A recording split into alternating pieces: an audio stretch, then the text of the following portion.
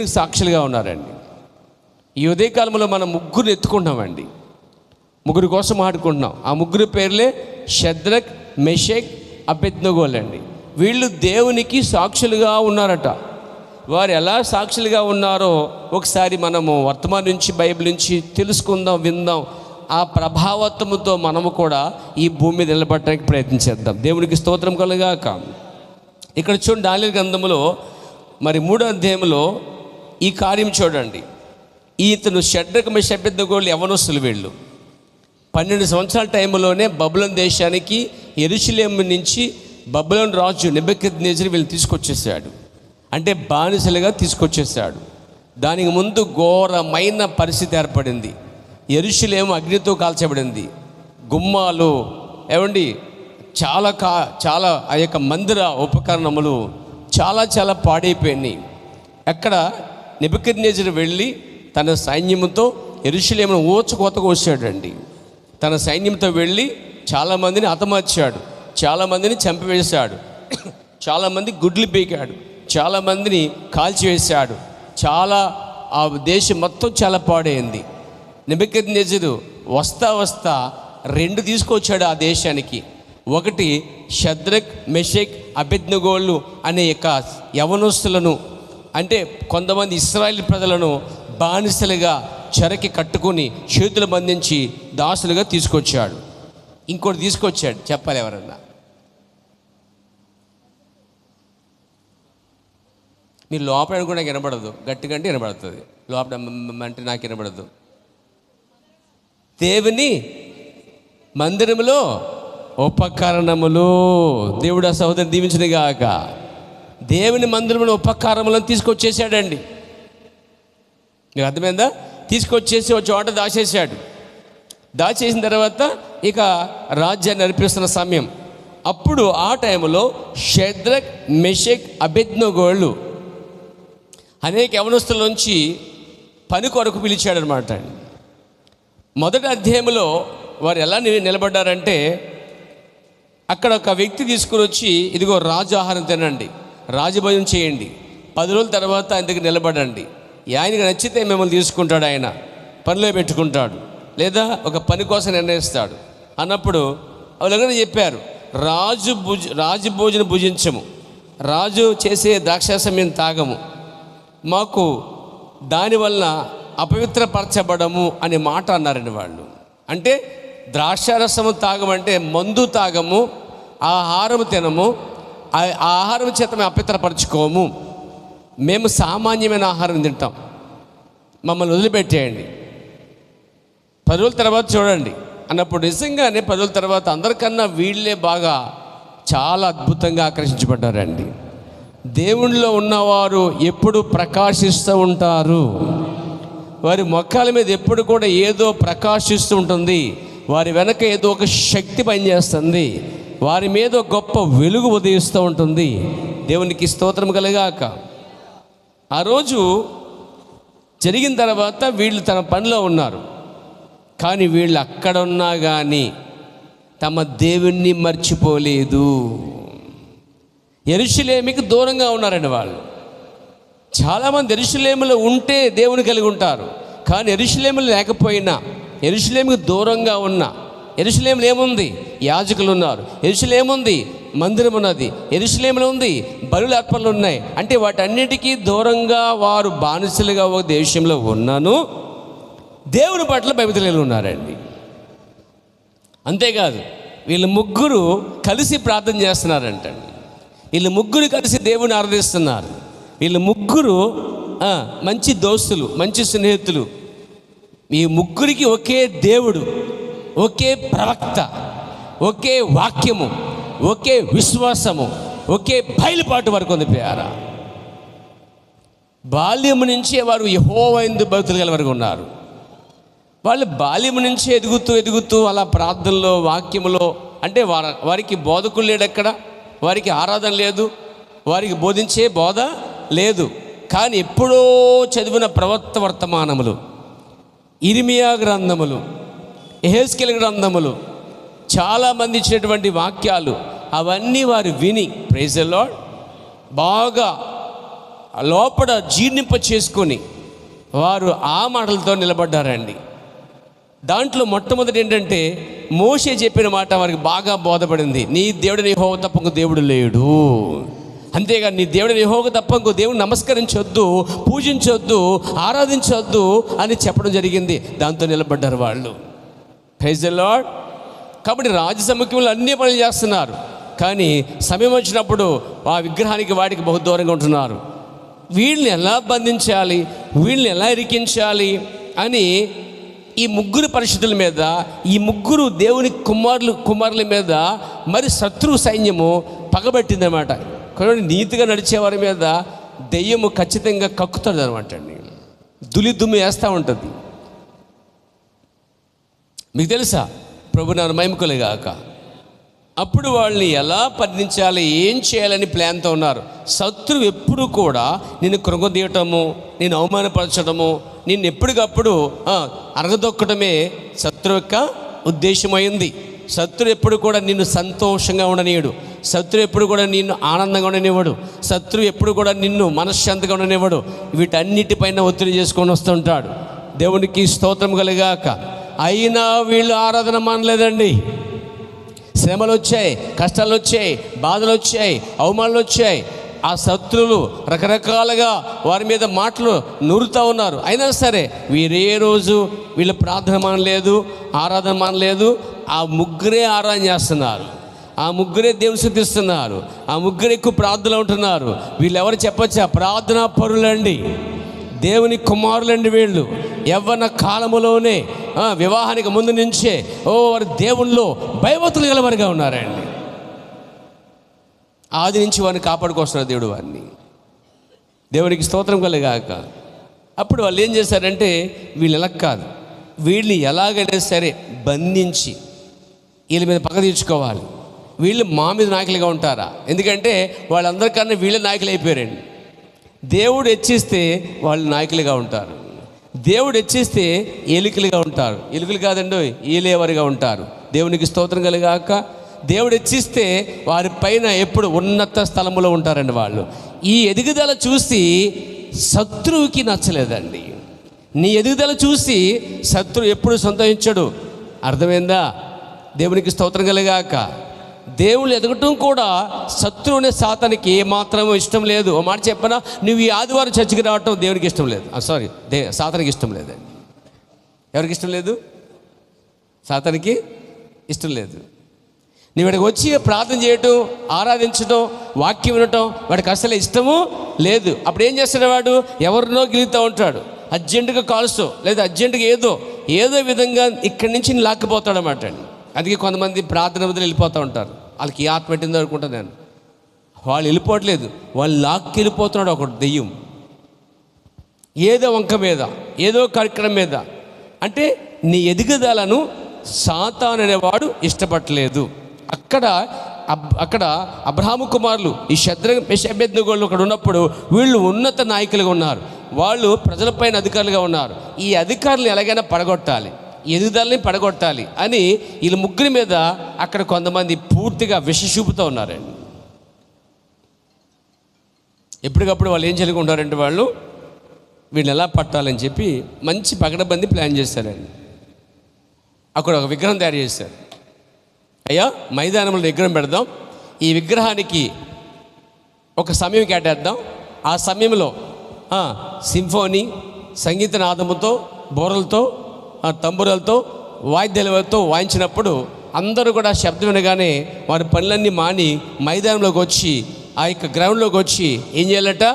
ఆ యొక్క విగ్రహానికి, ప్రతిమకు నమస్కారము చేయాలి. అలా ఎవరైతే చెయ్యారో వారిని అగ్నిగుండంలో వేసేయాలని ఒక పగడబందీ ప్లాన్తో. అసలు రాజుకి ఆలోచన రాలేదు. రాజుకి ఎంతసేపు ప్రజల గురించే, ప్రజల పరిస్థితే, ప్రజలకు క్షేమం తప్ప ఇంకేం లేదు. కానీ వీళ్ళు ఏం చేశారు? వీళ్ళు రాజునే మోసగించారండి తెలివిగా. అయ్యా ఇలా చేద్దాం, అయ్యా అలా చేద్దాం అంటుంటే రాజు అనుకున్నాడు ప్రజాక్షేమం కోసమేమో, రాజ్యం కోసమేమో, రాజ్య అభివృద్ధి కోసమేమో అనుకున్నాడు ఆయన. కానీ ఈ లోపల కుట్రతో చేస్తున్న సంగతి రాజుకి తెలియదండి. కొంతమంది ఉంటారండి, వాళ్ళు కుట్రతో చేసే పనులు ఉంటాయి వాళ్ళకి తప్ప. ఇంకెవరికి అలా తప్ప ఇంకెవరికి పని చేయదు. అంటే అది కుట్రతో చేసేవాళ్ళు తప్ప ఎవరికి అది కనబడదో చేయలేదు అనమాట. కొన్నిసార్లు ఆ కుట్రలో పడిపోయి కొట్టుకుపోతారు జనాలు. కొంతమంది కళ్ళు తెరిస్తే తర్వాత అమ్మ ఎంత నమ్మక ద్రోహమా, అమ్మ ఇంత ఇది నా వెనక్కి కొన్ని గోతులు తవ్వేసిందా అని పడ్డాక తెలుస్తుంది కొంతమందికి. కానీ వీళ్ళ వెనక దేవుడు ఉన్నాడండి. వీళ్ళు నీతిగా నడిచేవారు, వీళ్ళు దేవుని పట్ల భయభక్తులు గలవారు, వీళ్ళు ప్రవర్తని వర్తమానాన్ని దేవుణ్ణి గౌరవించేటువంటి యెహోవా యందు భయభక్తులు గల జనాంగమైన వీళ్ళు. యవ్వన కాలంలో ఆడి పాడి లోకంలో సంతోషించవలసిన వీళ్ళు యవ్వన కాలం నుంచే వారు ప్రార్థనలోను వాక్యములోను వారు చక్కగా జ్ఞాపం చేసుకుంటూ వాళ్ళ ముగ్గురే ప్రార్థన చేసుకుంటూ ఎదుగుదల చూసి దేవుడు వీళ్ళు వెనక ఉన్నాడు కాబట్టి దేవుడే వీరి ముఖాలు సుందరముగా చేసి ఎన్నిక చేసుకున్నప్పుడు అధికార స్థాయికి వచ్చి ఆ ప్రజలపైన ఉన్నత స్థలము తీసుకొచ్చిన వాడు దేవుడేనండి. మీరు దేవుని కొనియాడుతూ ఉండండి, దేవుని స్తుతిస్తూ ఉండండి, దేవుని ఆరాధిస్తూ ఉండండి, దేవుని పట్ల భయభక్తులు కలిగి ఉండండి. దేవుడు మిమ్మల్ని పెంట కుప్పలోంచి పైకి లేవనెత్తేవాడు, దరిద్రత జీవితంలోంచి ఉన్నత స్థలంలోకి ఎత్తువాడు. అనారోగ్యంతో ఎప్పుడు రోగంతో బాధపడుతున్న వారు దేవుడు స్వస్థపరిచి పైకి లేవనెత్తేవాడు. ప్యారా, ఈ అనారోగ్యాలు, రోగాలు, వ్యాధులు, పరిస్థితులు ఎందుకు వస్తాయంటే ఎక్కడో దేవునికి నువ్వు సరిగ్గా జీవించకపోవట్లేదు కాబట్టి. జీవించకపోగా జీవించేవాడిని డిస్టర్బ్ చేయటం, ఇది ఇంకా కొని తెచ్చుకోవడం అన్నమాట. ఈ ముగ్గురి మీద పెట్టిన టార్గెట్ ఏంటంటే ఎలాగైనా పట్టాలి. ఆ రోజు వాయిద్యాలు వాయించారు, స్తంబూర సితార అవన్నీ శబ్దాలు చేశారు, బాకాలు ఊదారు, జనమంతా వచ్చారు. అందరూ వచ్చారు కానీ ఎవరు రావాలని పెట్టారు ఇదంతా? అసలు వాళ్ళు రాలేదు. పెట్టింది ఎవరి కోసం కొన్నారు? వచ్చిన జనం కోసం కాదు, ఆ ముగ్గురు కోసమే. ఆ ముగ్గురు లేరు, ఎత్తుకున్నారు వీళ్ళు. సరిగా నాతో ఉన్నారు మీరు? పెట్టినటువంటి స్వార్థపరులు కూడా శత్రువులు ఉన్నారు అక్కడ. ఏమండి వాళ్ళకి శత్రువు మీ శబ్దానికి శత్రువులు ఉన్నారా? మరి నీకు శత్రువులు ఉంటారా? ఎందుకుంటారు? నాకు శత్రువు లేడు అన్నవాళ్ళు ఎవరు చెప్పండి ఇక్కడ ఎవరన్నా? సాతాను ఒక్కడిని పక్కనెట్టి, వాడు ఎలాగో శత్రువే, పర్మనెంట్ శత్రువు మనకి. మీకు శత్రువు లేరా? ఒక్కరైనా చేతండి మగవాళ్ళ నుంచి. అయ్యా నాకు అసలు ఇంటి పక్కన ఆ పక్కన అని చూసి అందరూ మెచ్చుకునేవాళ్ళు, ప్రేమించేవాళ్ళే, మాకు మర్చుకునేవాళ్ళు కాదు, లేకపోతే ఎప్పుడు దూషించేవాళ్ళు కాదు, నన్ను ఎంతో ఇష్టపడేవాళ్ళు ఉన్నారా? అమ్మ మీకు చెప్పండి, శత్రువు ఉన్నారంటున్నారు లేదంటారా? ఉన్నారా మీ చుట్టోళ్ళు? ఎందుకు లేరు? మీరు పోవాలని, అయిపోవాలని, చచ్చిపోవాలని వాళ్ళ భాషలో ఎన్నో భాషలు ఎత్తి మొత్తం మీద అవసరమైతే పులు చేసేసి, అవసరమైతే నువ్వు వెళ్ళిపోతుంటే పశువులను చెల్లేసి, లేకపోతే నీ కోసం ఎక్కడికో వెళ్ళిపోయి నీకు దాన్ని అంటారు, దీని ఏమంటారు, శాతపడతాను చేసేసి ఈ పనులు చేసి చాలామంది ఉంటారండో. తెలుసా మీకు? నీ మీద ఎలాగైనా పడగొట్టాలి, నీ నాశనం కోరుకునే వాళ్ళు, నీ పడిపోవడం కోరుకునే వాళ్ళు, నీ చెడిపోవడం కోరుకునే వాళ్ళు మన చుట్టూ ఉన్నారండి. అలాగే షద్రకు, మెషకు, అభ్యర్థుల చుట్టూ కూడా ఉన్నారండి. కానీ ఇక్కడ విషయం ఏంటంటే దేవుడు వారికి ఎలా తోడై ఉన్నాడో నీకు తోడై ఉండాలంటే నువ్వు ప్రార్థనలోను, ఆరాధనలోను, వర్తమానంలోను స్ట్రాంగ్గా, బలముగా, నిర్భయం కలిగి ఉండాలండి. అప్పుడు దేవునికి సాయం చేస్తాడు. వీరికి సాయం చేశాడు, దేవునికి స్తోత్రం కలిగాక. సరే అని చెప్పి వీళ్ళు ముగ్గురు రాలే, ప్రత్యేకించి వెళ్ళి అయ్యా ఇంత చేస్తే షద్రకు మెషబెద్నెగోలైన వారు రాలేదు కాబట్టి ఇదంతా ఇదిగో నువ్వంటే లెక్కలేదు అసలే. రాజు మాట రాజు ఆజ్ఞ కానీ ఆ యొక్క ప్రతిమకు కానీ అందరూ నమస్కరిస్తుంటే వీళ్ళు ముగ్గురు మాత్రం అని రాజుకి ఎక్కేశారన్నమాట. ఈ ఎక్కేసే జనం ఎక్కువ ఉంటారండి మనకి. నువ్వు చిన్నగా మంచిగా ఉంటే నీ పై అధికారికి ఒక ఇంజక్షన్ ఇస్తారండి వాళ్ళు, నీ మీద వేస్తారన్నమాట. ఇదిగో ఈ మధ్యన అలా చేస్తున్నాడు, ఈ మధ్యన ఎలా చేస్తున్నాడు అనేసరికి ఆడికి ఎక్కిపోద్ది తెక్క, ఎక్కిపోయి నీకు పెడతాడు రెచ్చ. ఏమండి ఇప్పుడు దాకా బాగుండేవాడు ఎలాగైపోయాడు ఏంటి అనుకుంటాం. అసలు మీకు తెలుసా పరోక్షంగా ఒక యుద్ధం జరుగుతుంది తెలుసా మీకు? పరోక్షముగా కనబడని అదృశ్యమైన ఒక యుద్ధం జరుగుతుంది తెలుసా మీకు? తెలుసా? దెయ్యాలకి దేవునికి మధ్య పోరాటం, ప్రేతాత్మలకు దేవుని పరిశుద్ధులకు, దెయ్యాలకు పరిశుద్ధులకు పోరాటం జరుగుతుంది తెలుసా మీకు? పెద్ద యుద్ధం జరుగుతుందండి. ఆ యుద్ధములో మనము కూడా శరీరం దాల్చి యుద్ధం చేస్తున్నామని తెలుసా? మన యుద్ధోపకారములు శరీర సంబంధమని కాదు, కానీ ఇదిగో కత్తి, ఇదిగో డాలు, ఇదిగో ఖడ్గం అంటే దేవుని వాక్యం అండి. ఇప్పుడు వాక్యమే మనకు ఆయుధాలు. వాక్యముతోనే చంపాలి శత్రువుని, ఆయుధముతో కాదు. పాత నిబంధన ఆయుధముతో, కొత్త నిబంధన దేవుని వాక్యమని ఆయుధముతో చేస్తారు యుద్ధం ప్రేర. అక్కడ మన యుద్ధంలో ఉన్నాం. దేవునికి స్తోత్రం కలిగాక.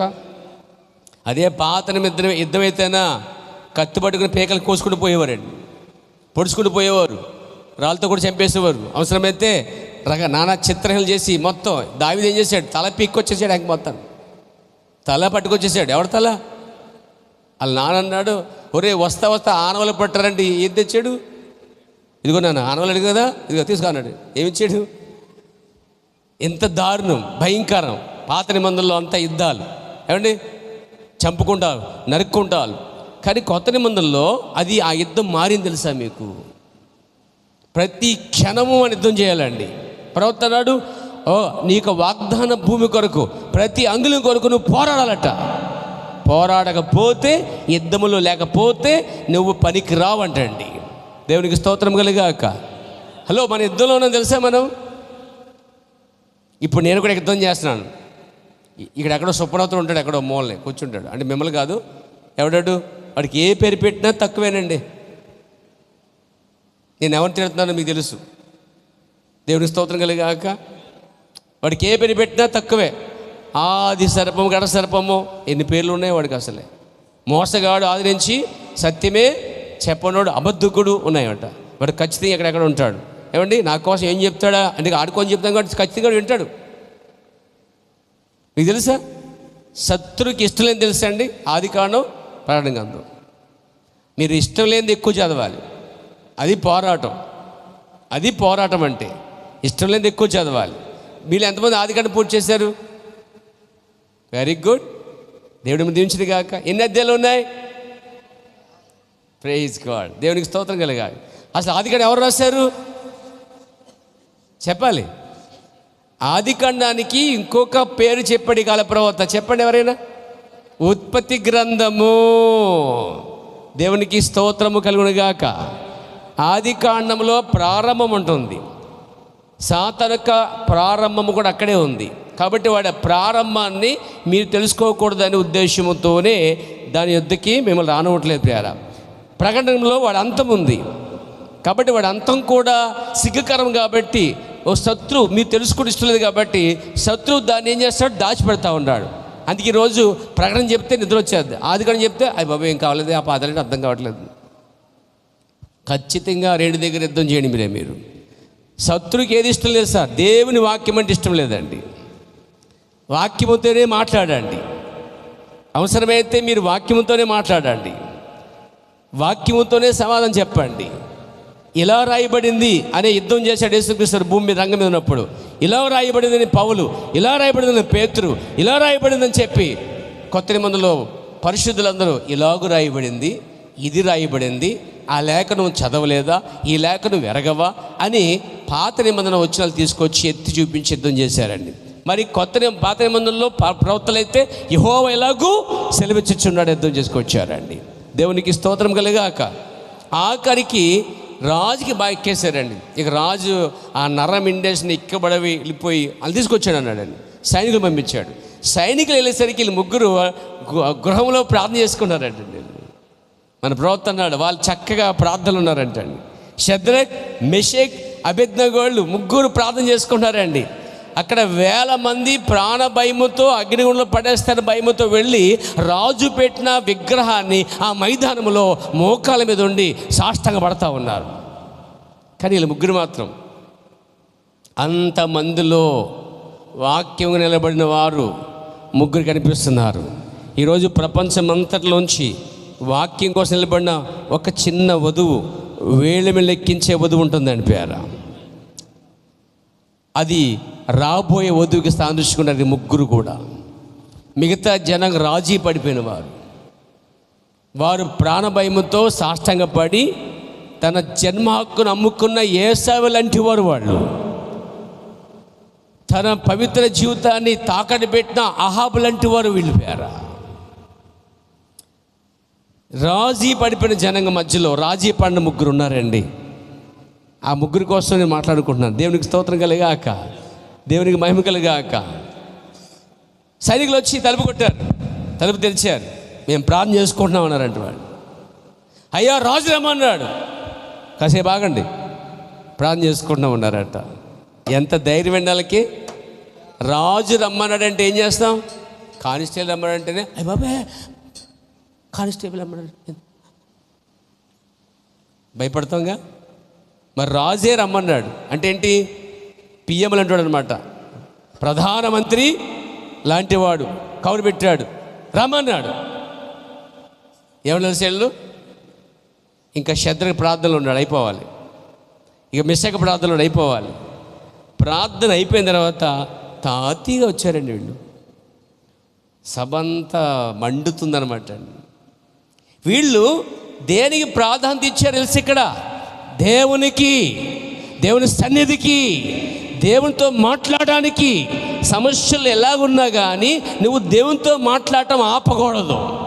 ప్రార్థనే దేవునితో మాట్లాడట తెలుసా? ప్రార్థనే దేవునితో మాట్లాడట, స్తుతించటం, ఆరాధించడం.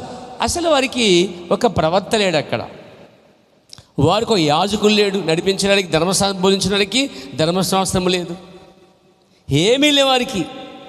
అయినా పరాయ దేశంలో వారు దేవుణ్ణి ఆరాధిస్తున్నారు, పరాయ దేశంలో దేవుని కలిగి ఉన్నారు. అంటే ఎంత యెరూషలేముకి మందిరానికి ఎంత దూరంగా ఉన్నా కానీ వాళ్ళే సజీవమైన మందిరం అని నమ్మారు. వారి మధ్య ఉంటాడని చెప్పాడు దేవుడు. శద్రకు మెషకు ముగ్గురైతే ఎక్కడిద్దరు ముగ్గురు నామములకుని ప్రార్థిస్తారో అక్కడ ఉంటుంది చెప్పిన మాట వాస్తవం. కాబట్టి అక్కడ ఆయన వారి మధ్యలో ఆయన కూడా ఉన్నాడండి ఆయన. సో వచ్చారు. Praise the lord. చదువుదాం రండి, మన పాఠంకి వద్దాం. 3వ అధ్యాయం చాలా ఇంట్రెస్టింగ్గా ఉంటుంది ఇది. Praise God. చదువుదామా 3వ అధ్యాయము 16వ వచనం.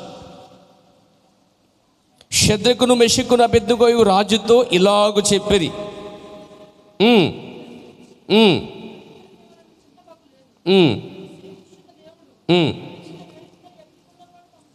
అంటే మండుచున్న ఈ అగ్ని నుంచి దేవుడు మనం తప్పించడానికి సమర్థుడు అని చెప్పగలిగారంటే ఎంత ధైర్యం అండి వాళ్ళకి. అంటే దేవుని సన్నిధిలో ఉన్న వారికి అంతే ధైర్యం ఉంటుందండి. దేవునితో గడిపేవారికి అంతే ధైర్యం వస్తుంది. ఇప్పుడు బ్యాటరీ ఇప్పుడు ఫోన్ ఛార్జింగ్ అయిపోయింది అనుకోండి, ఏం చేస్తాం? పవర్ పెరిగిద్ది. అలాగే వారు కూడా ఏం చేశారు? రాత్రంతా పగలంతా ప్రార్థనలో ఉండి దేవుని చేత ఆ శక్తి అంతా పొందుకున్నారు వాళ్ళు. Glory to God. ఏమేమి చెప్పచ్చా? హల్లెలూయా. ఇంకా పైన చదవండి 15వ వచనం లేక 14వ వచనం. ఇట్లా శద్రకు మెషకు అబేద్నెగో మీరు నా దేవతను పూజించుట లేదనియు నేను నిలబెట్టించిన బంగారు ప్రతిమకు నమస్కరించలేదనియు నాకు వినబడినది. అది నిజమా? అసలే అక్కడ ఏంటంటే రాజు ఆజ్ఞ ఇస్తే తిరుగుబాటు లేకుండా వెంటనే లోబడాలి. అది దేశ సంరక్షణ.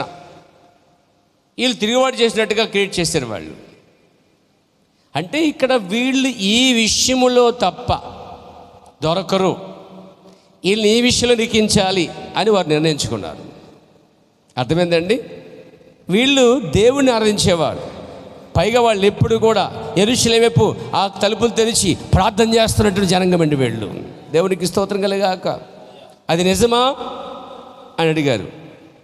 బాకాను పిల్లను గొరవిని పెద్ద వీణను సింపోనియను విచింపకాను సకల విధులముగు వాయిద్యముల ధనులను మీరు విను సమయంలో సాగిలపడి నేను చేయించిన ప్రతిమకు నమస్కరించుటకు సిద్ధముగా ఉండిన ఎడల సరే, మీరు నమస్కరింపని ఎడల తక్షణమే మండుచున్న ఏడిమిగల అగ్నిగుండంలో మీరు పడవేయబడుదురు అని చెప్పాడు. నా చేతిలో నుండి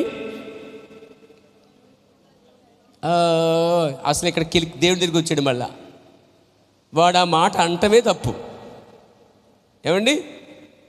జీవంగల ఇక్కడ ఏమన్నాడు? ఇక్కడ అసలే నా చేతిలోంచి అసలు ఆ దేవుడే కదండి వారు కొలుతున్నారు. విడిపించే ఆ దేవుడినే కదా వారు ఇప్పుడు దాకా ప్రార్థన చేసి వచ్చారు. ఒక దేవుడిని వారు ప్రార్థన చేసి స్తుతించి ఆరాధించి దేవునితో సహవాసం కలిగి మండుచూ బయటకు వచ్చారండి వాళ్ళు. Praise god. దేవునికి స్తోత్రం కలిగాక. ఏమన్నారు ఇప్పుడు? రాజు ఏమన్నాడు? నా చేతిలోంచి విడిపింపగల దేవుడు ఎవడు, ఎక్కడ ఉన్నాడు అన్నాడు. అసలు వాళ్ళతోనే ఉన్నాడు. మీకు తెలుసా, ఎవరు ఆయనతో సహవాసం చేస్తున్నారో, ఎవరు వాక్యం చెబుతున్నారో, ఎవరు ప్రార్థిస్తున్నారో, ఎవరు స్తుతిస్తున్నారో, ఎవరైతే యెహోవా యందు భయభక్తులు కలిగి ఉన్నారో దేవుడు వారితో ఉన్నాడండి. ఇంక భయపడక్కర్లేదు మీరు. వీళ్ళని బట్టి ధైర్యం తెచ్చుకోవచ్చు మనం. వీళ్ళు ముగ్గురు ఆ సైన్యానికి కానీ, ఆ ఒండ్రోతులకు కానీ, రాజుకు కానీ, మండుచున్న అగ్నిగుండం వైపు చూసి కానీ ఇంత కూడా చలనం లేకుండా, భయం లేకుండా నిలబడ్డారంటే దానికి కారణము వారు పొందిన ఆత్మ. పిరికాత్మ కాదు, అది పారిపోయే ఆత్మ కాదు, అది ధైర్యం గల ఆత్మ ఉన్నది. దేవుడికి స్తోత్రం కలిగాక. జాగ్రత్తగా నడిపారు. ఈ సిచ్యువేషన్ నుంచి ముందు మనం బయటపడదాం. వచ్చేసారు అక్కడికి. Praise God. అడిగేశాడు రాజు. అప్పుడు వీళ్ళన్న మాట, నెబుకద్నెజరు, నువ్వేమన్నా చేసుకో, మేము మాత్రము ఈ బొమ్మకు, ఈ విగ్రహానికి మొక్కం. ఒకవేళ మమ్మల్ని అగ్నిలో పడేసుకుంటావా? పడేసుకో. అంటే వాళ్ళు ప్రాణాలు కూడా తెగించేశారండి. దేని మీద పూర్తి నమ్మకం, విశ్వాసం ఉన్న వాళ్ళు తన ప్రాణం కన్నా ఎక్కువ ప్రేమిస్తారు. వాళ్ళు తమ తిండి కన్నా కూడా. ఆదివారం ఉదయం లేట్ అయిపోతుందంటే టిఫిన్ మానేసి కూడా చర్చకొచ్చులు కొంతమంది చూడండి, వాళ్ళు శత్రుమిషబతుకులు అంటే బాగా తినేసి ఆలస్యంగా వచ్చేవాళ్ళు, సోమరభూతులు, ఆత్మీయంగా వెళ్ళి అందరూ కూడా. త్యాగం. నువ్వు టిఫినే త్యాగం చేయకుండా, ఏమండి, భోజనం త్యాగం చేయకుండా, సమయం కూడా త్యాగం చేయకుండా, అంతా అన్నీ చేసుకుని నిదానంగా వచ్చావు అనుకోండి, నువ్వు నిదానంగా అగ్నిలో పడిపోతావు. నీ శరీర సుఖానికన్నా, నీ తిండి కన్నా దేవుడు అతీతుడనే విషయాన్ని మర్చిపోవద్దు. Praise god. వీళ్ళు అంత స్ట్రాంగ్గా నిలబడ్డారండి. వేసేసుకో. మా దేవుడు ఏం చేస్తాడు, నువ్వు అలా పడేసావు అనుకో, మా దేవుడు ఏం చేస్తాడు, అలా తీసుకొచ్చేస్తాడని నమ్మారు వీళ్ళు. ఒకవేళ ఆయన రాకపోయినా, ఈ అగ్నిలోంచి ఆయన దిగిపోయినా ఏం భయం లేదు. ఎంత నిశ్చతగా ఉన్నారండి వాళ్ళు. Praise the lord. చెప్పొచ్చు హల్లెలూయా. ఆదివారం లేటుకి రాకండి అమ్మా అని అనుకోండి. సీసీ కెమెరా ఒకటి మనకు లేవు కనుక అప్పుడప్పుడు చూసుకుందామంటే ఎలా ఉంటాయి మోకాలంటే అప్పుడు జూమ్ చేసి చూపించాలన్నమాట. ఆ ఫేస్ రీడింగ్ చూసినప్పుడు తెలుస్తుంది అనమాట, మారిపోతుంది అనమాట. నన్ను ఎలాగంటారా పాస్టర్, ఇలాగంటారా? కానీ వీళ్ళేమన్నా సార్, పడేసుకుంటే నువ్వేమనుకో, మాకు అనవసరం, మా దేవుడు మా సమర్థుడు, రక్షించేవాడు అంటే వాళ్ళు క్రమంగా ఉన్నారండి. వాళ్ళు సమయం పాటిస్తున్నారు, ప్రార్థన చేస్తున్నారు, ఐక్యతగా ఉన్నారు. వాళ్ళు ఎక్కడికి వెళ్ళినా ముగ్గురు కలిసి దేవునితో పోరాడుతున్నారు, ప్రార్థిస్తున్నారండి. పడేసుకొని చెప్పారు. ఈ మాట రాజుకి అసలు ఏమాత్రం సంపగా ఏంటి లెక్క లేకుండా మాట్లాడతారు. ఇంట్రెస్ట్ వీళ్ళకి ఎంత ధైర్యం అసలు మిమ్మల్ని తీసి పడేస్తే ఏ దేవుడు కాపాడ చూద్దామన్నాడండి. పడేసుకున్నారండి వీళ్ళు. దేవునికి స్తోత్రం కలిగాక. నెబుకద్నెజరు రాజు అనే క్రూరమైన వేరొక రాజు కిందకి వారు వెళ్ళిపోయారట. కావున ఒక దినమున అతడు చెప్పాను, ఒకవేళ ఏ ప్రజలైనా అతడు మైదానములో ఒక ప్రతిమను చేయించి నిలబెట్టించినప్పుడు ఆ ప్రతిమకు నమస్కరించకపోతే, సాగిలపడకపోతే ఆ వ్యక్తిని అగ్నిలో పడేద్రోయబడనని ఆజ్ఞ ఇచ్చాడు రాజు అండి. ఈ హెబ్రీ బాలురు అంటే షద్రక్, మెషక్, అబేద్నెగోలు అని పేరు గలవారు ముగ్గురు ఎటువంటి ఒక ఒప్పందం చేసి ఉన్నారు. వావ్. వీళ్ళు ముగ్గురు ఒక ఒప్పందం అనగా ఒక నిబంధన, గ్లోరీ టు గాడ్, ఒక ప్రామిస్ చేసుకున్నారు ముగ్గురు కలిసి. ఏది ఏమైనా సరే మనం ఆ బొమ్మకు ముఖ్య అవకాశము ఇవ్వద్దు. అసలే మన దేవునికి తప్ప దేనికి సాగిలి పడకూడదని మన ప్రవక్త మోషే బోధించలేదా? అంటే వారు ప్రేరేపించబడుతున్నది ప్రవక్త మాటలతో, వారు ప్రేరేపించబడి ప్రభావితం పొందుతున్నది ప్రవక్త మాటలతో. ఈరోజు నీకు ప్రవక్త నడిపారా, నీ ప్రవక్త మాటలతో నువ్వు కూడా ప్రభావితం చెందాలి. Glory to God. హల్లెలూయా. ప్రవక్త మాటలు గౌరవించారండి వాళ్ళు. మోషే అనే ప్రవర్తన చాలా గౌరవించారు. మోషే చెప్పిన ఆ యొక్క మొదటి ఆజ్ఞకు వారు పూర్తిగా కట్టబడి ఉన్నారు. ఆ మొదటి ఆజ్ఞని తప్ప ఇంకో దేవుడు తప్పకు దేవుడు లేడని. Glory to God. ఎటువంటి ఒప్పందం అది? ప్రతి ఒక్కరూ ప్రార్థనకు ఇంతకు ముందే జవాబు కలిగి ఉన్నవారు. వాళ్ళు అప్పటికే ప్రార్థన చేసి జవాబు పొందేశారట. ఆ ప్రతిమకు తప్ప ప్రైజ్ ది లార్డ్, ఆ ప్రతిమకు తమ వీపులను తిప్పుతున్నారట. ఇప్పుడు మేము మొక్కం, మేము నమస్కరించాం. అందరూ ఎలా తిరిగితే వాళ్ళు ఎలా ఉన్నారంటే అండి, వావ్ వావ్. ఎవరు? అందరూ అడి తిరిగి సాగులు పెడుతుంటే ముగ్గురు మాత్రం అస్సలే డోంట్ కేర్. రాజుకి ఇంకా మెంటలెక్కిపోయి, రాజుకి ఇంకా సాంబార్ మీద బొగ్గుల మీద సాంబార్ అయితే పొగలెత్తదు, ఊతే ఎలాగా కొంత ఊదే బ్యాచ్ ఉంది అక్కడ. ఎవరికి? ఈ బ్యాచే షద్రక్ మెషక్ అబేద్నెగోకి శత్రువులండి. ఆ బ్యాచ్ లాగా నీకో బ్యాచ్ ఉంటుంది, నాకో బ్యాచ్ ఉంటుంది. నాకు కూడా చాలామంది ప్రియమైన స్నేహితులు, ప్రియమైన శత్రువులు, నేనంటే చాలా చాలా ఇష్టం లేని వాళ్ళు చాలామంది ఉన్నారండి. వాడు సేవ నాశనం అవ్వాలని కోరుకునేవాళ్ళు ఉన్నారు. వాడి కుటుంబం పతనం వాళ్ళని కోరుకున్నాడు. నా కుటుంబం పతనమైనా సేవ పతనమైనా నేను ఇలాగే ఉంటానని మాటిచ్చాను దేవుని పేర. దేవునికి స్తోత్రం కలిగాక, దేవునికి మహిమ కలిగాక. ఒకవేళ శత్రువు ఈ కూటమిలో లేకపోతే ఈ యొక్క సంఘాన్ని డిస్టర్బ్ చేసి పాడు చేస్తే ఆర్థికంగా ఇబ్బంది పడైనా రావచ్చు, వాడు ఇబ్బంది పడవచ్చు అని చెప్పి శత్రువు ఇప్పుడో నా మీద పనం చేశాడు. నాకు అప్పుడే అర్థమైపోయింది, నాకు దేవుని దగ్గర జవాబు వచ్చింది పేర. నాకు దేవుని దగ్గర నుంచి ఒక నిశ్చత వచ్చింది. ఎవరిపైన ఆధారపడకూడదు, ఎవరిని బిచ్చమెత్తుకోకూడదు, ఎవరి కిందకి వెళ్ళకూడదు, కానీ దేవుని కిందే ఉండాలి, రాజు కింద ఉండ. Glory to God. వాళ్ళకి ఒక సమాధానం వచ్చేసింది. మన ప్రవర్తన అంటున్నాడు చూడండి, దేవుడు తన యొక్క సాక్షులను దృఢమైన వారిగా ఉండాలని కోరుకుంటున్నాడంట అండి. దేవుడు కోరుకునే సాక్షులట ఎలా ఉండాలి? అయ్య బాబాయ్ రాజుగారు పడేస్తారండి, మీరు ఎలా చేయాలి, మీరు ఏంటంటే అలా పిరుకోళ్ళు దేవుడు సాక్షులుగా ఎన్నుకోడు. సాక్షులు అంటే ప్రార్థన చేశారు పాస్టర్ గారు, గుమ్మడికాయ ఎంత పెద్దది అయిపోయిందండి, చాలా పెద్ద అయిపోయింది, అంతకంటే ఎక్కువ కాసిందండి అని సాక్ష్యం కోసం కాదు. ఇక్కడ దేవుని కోసం నిలబడ్డారు. కార్యాల కోసం కాదు ఇక్కడ నిలబడింది వీళ్ళు, స్వస్థత కోసం సాక్ష్యం ఇవ్వట్లే, లేకపోతే దీవించబడ్డామని కార్యాల గురించి సాక్ష్యం ఇవ్వట్లే, దేవుని కోసమే నిలబడ్డారు. విగ్రహం జోలికి రాము కానీ జీవంగా దేవుని ఆరాధిస్తాం, మన్నుచున్న అగ్నిలో పడేసినా సరే మేము ఇలాగే సాక్షులుగా ఉంటాం. అది దేవుని కోసం సాక్షులు అంటే. వాళ్ళు బీరకాయకో గుమ్మడికాయకో సాక్షి చెప్పలేదు వీళ్ళు. Praise god. జీతం పెరిగిందో, లేకపోతే ట్రాన్స్ఫర్ అయ్యిందో, లేకపోతే మంచి జీతం వచ్చిందో, లేకపోతే మంచి బట్టలు ఇచ్చాడో, చెప్పులు ఇచ్చారో, పొలం వచ్చిందో, దీనికోసం సాక్ష్యం ఇవ్వట్లే, అది ఇవ్వద్దని చెప్పట్లే, దానికి మించిన సాక్ష్యం దేవుని కోసం నిలబడిన వారు వీళ్ళు. ప్రవర్తన్నాడు, సాక్షులు దృఢముగా ఉండాలని కోరుకుంటున్నాడట దేవుడు. ఈ దినమున ఒక సాక్షిగా ఉండి, చూడండి, సాక్ష్యం ఇచ్చేవారట, ఈరోజు సాక్షిగా ఉండి రేపటి దినమున బలహీనంగా ఉండటం కాదట. కానీ వీళ్ళ దగ్గర మొదటి రోజు డే 1 మొదటి రోజు ఎలాగైతే స్ట్రాంగ్గా ఉన్నారో, అగ్నిలో పడేదాకా అలాగే ఉన్నారు, అగ్నిలో వచ్చిన తర్వాత కూడా అలాగే ఉన్నారండి వీళ్ళు.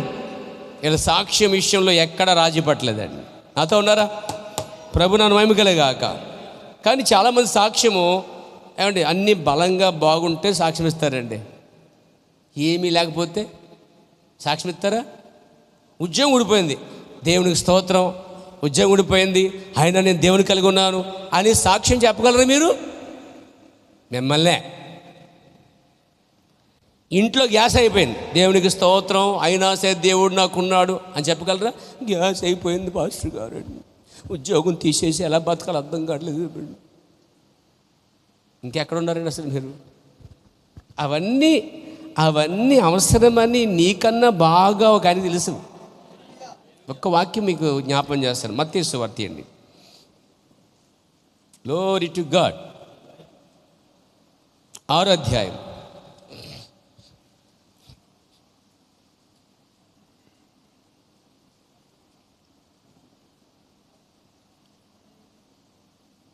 28 చదవమ్మా.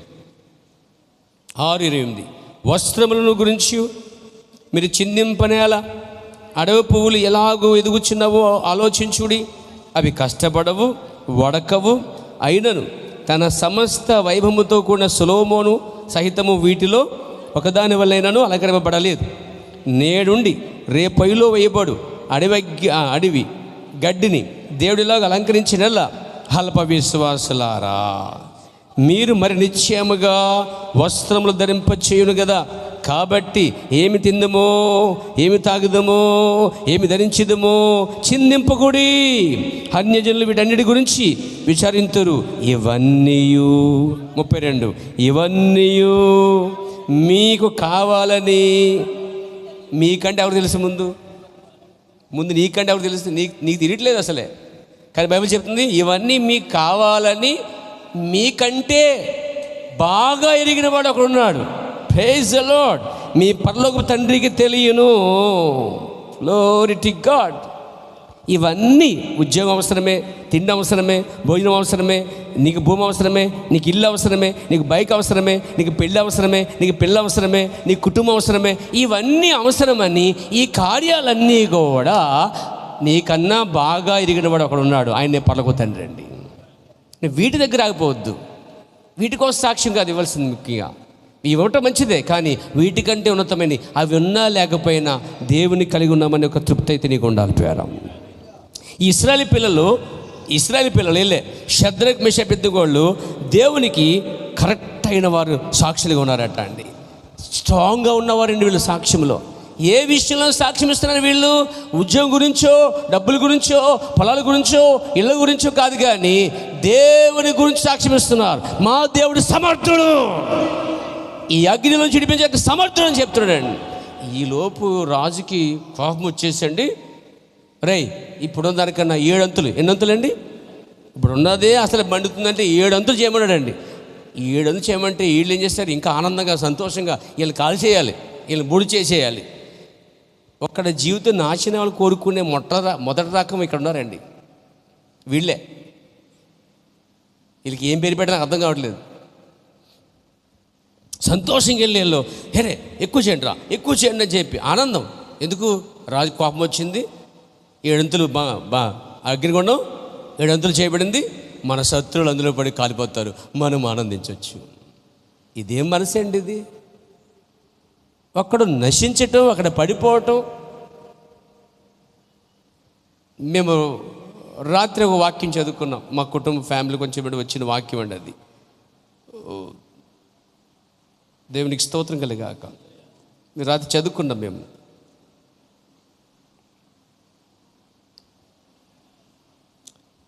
మంచి మాట అది. ఓ ప్రైజ్ గాడ్.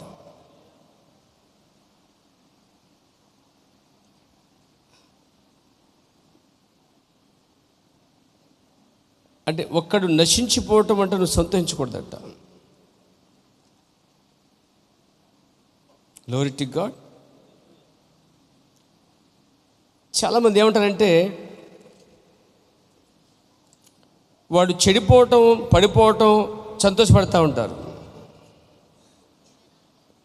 చదవమ్మా.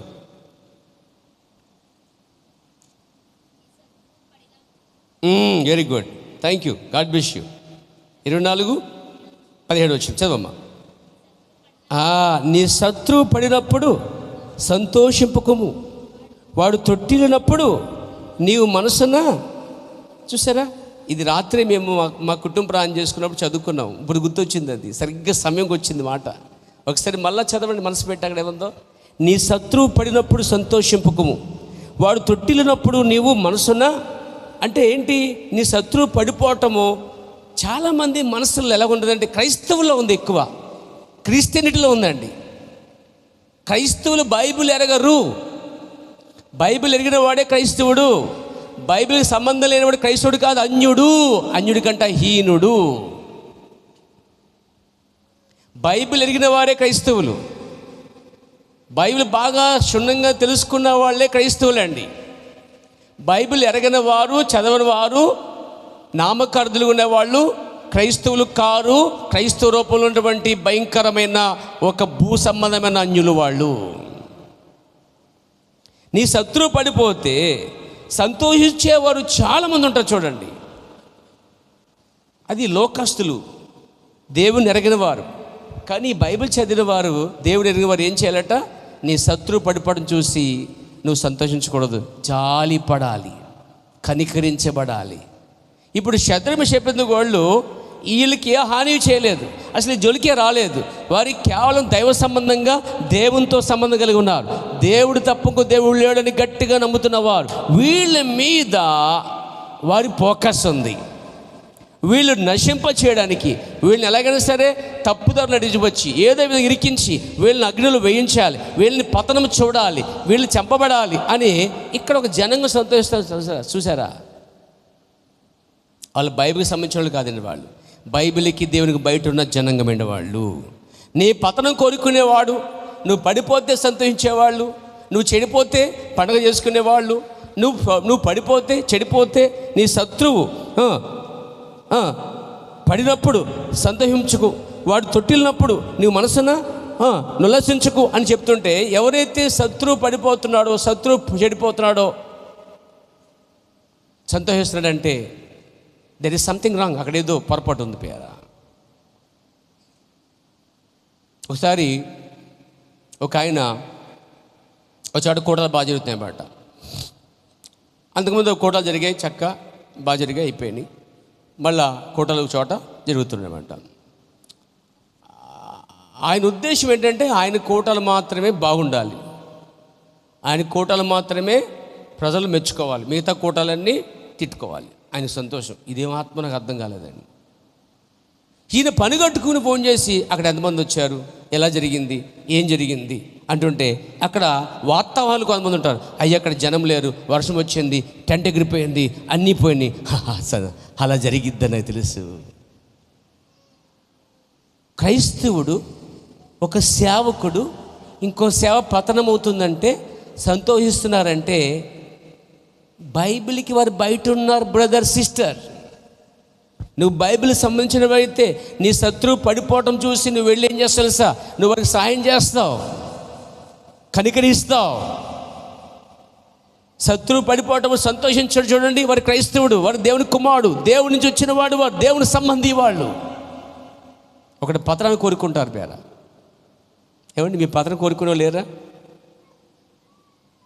మీరు ఇల్లు కట్టుకుంటే సంతోషపడి ఉన్నారా? మీరు అప్పులు లేకుండా హాయిగా ఉంటే సంతోషించి ఉన్నారా?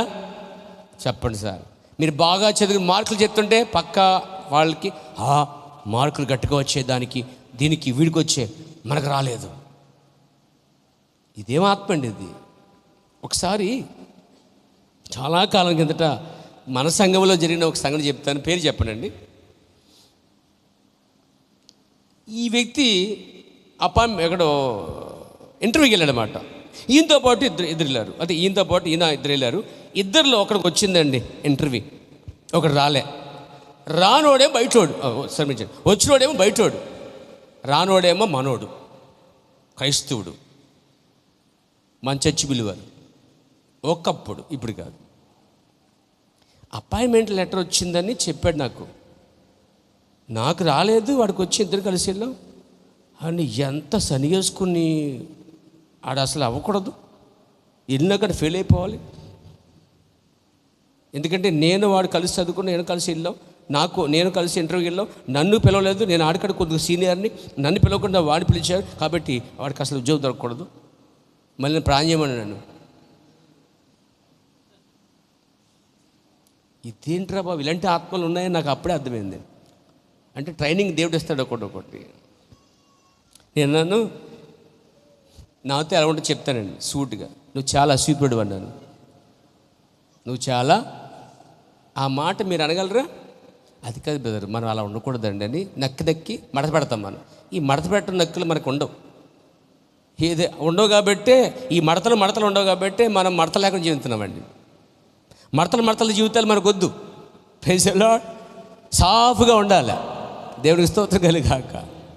నీకు చాలా స్వార్థం ఎక్కువ అన్నాను, ఒక్కడ ముఖం మాడిపోయి అప్పుడు చచ్చి పడేసాడు. ఇంకా చచ్చి మాత్రం అలగొంచండి, గోతులు తవ్వుకుంటూ చాలా వరకు నన్ను సేవని చాలా పాడు చేశాడు వ్యక్తి అండి. ఇప్పుడు మూలన పడి ఉన్నాడు. ఎందుకు పనికి రాకుండా అయిపోయాడు. ఇప్పుడు నేను సంతోషించట్లేదు. ఆ వ్యక్తి ఆ రోజు అలా అనకుండా, పైగా ప్రార్థన చేయమని అనకుండా, అసూయ ఉన్నదన్నప్పుడు పశ్చాత్తాపడి ఉంటే బాగుండేది కదా అని బాధపడుతున్నాను. ఎంత దుర్మార్గం అనేది. ఒకడు బాగుపడుతున్నాడంటే వార్చలేని జనంగ మధ్యలో కాపురం ఉన్నాం మనం. నువ్వు బయటికి వెళ్ళినప్పుడు నిన్ను ఒకలా చూసే చూపు ఉంటుంది కొంతమంది, తెలుసా? వాళ్ళ చూపులు చూస్తుంటే బాబు వీళ్ళు కాల్చేద్దలేడు, బాబు వీళ్ళ మంట ఒకటే రావటం ఆలస్యం కంటిలోంచి. అలా కూడా నీ వైపున ఖచ్చితంగా ఉంటారు. ఉండరు అనేవాళ్ళు ఒకరు చేతండి, ఎందుకంటే మీరు ఎలా బతుకుతున్నారో నేర్చుకుంటాను నేను కూడా.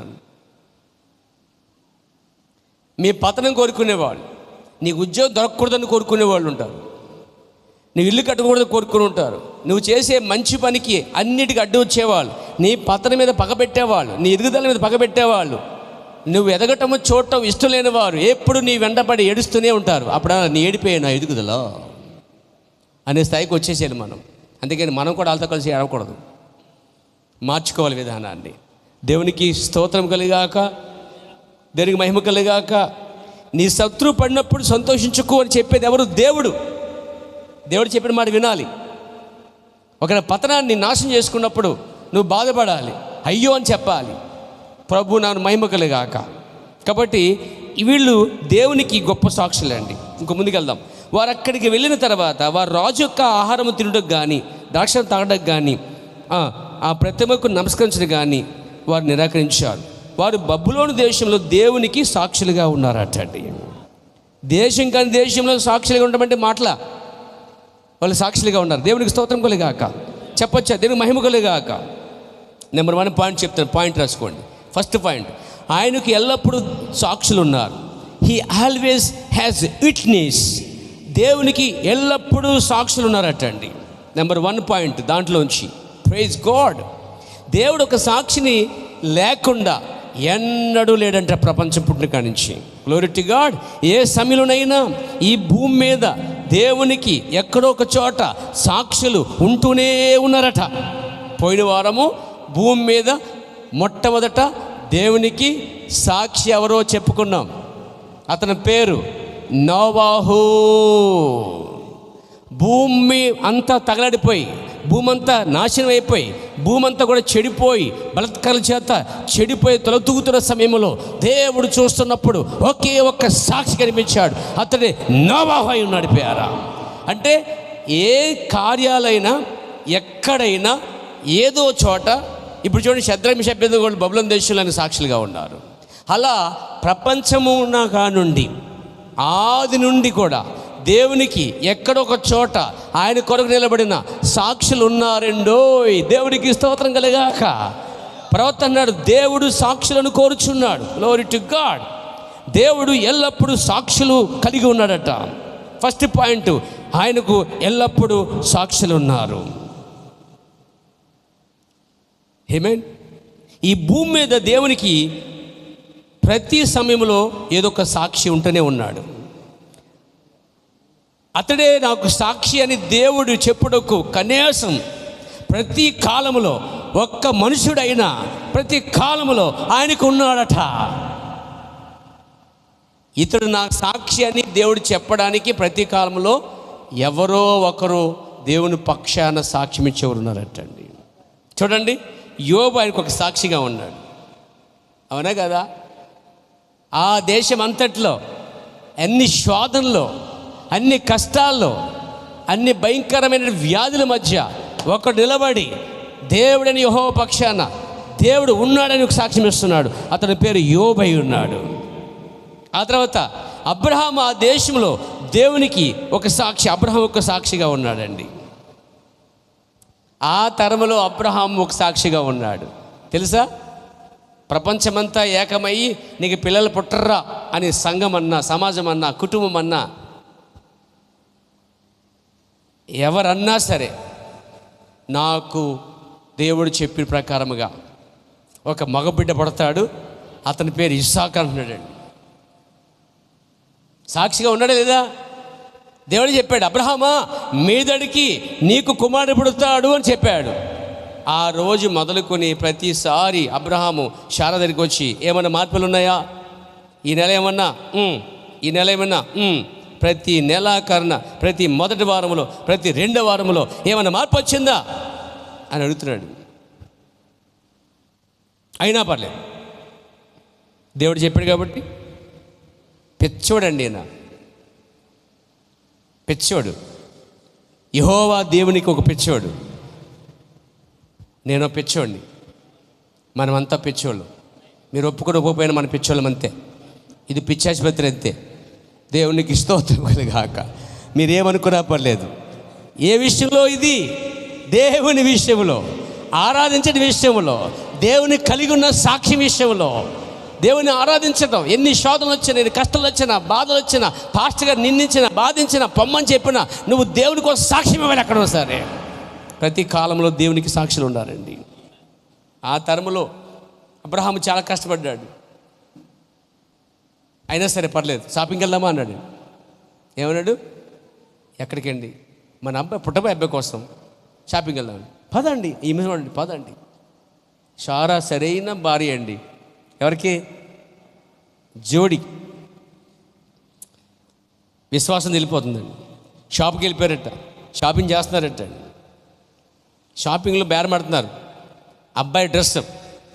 ఈ లోపు ఎవరో వచ్చారు శత్రువులు. ఇలా బప్పగారు కొంతమంది ఉంటారు కదా మనకు కూడా, ఇప్పుడు కూడా వాళ్ళు ఎప్పుడు కెమెరాలు మన వైపే ఉంచుతారన్నమాట.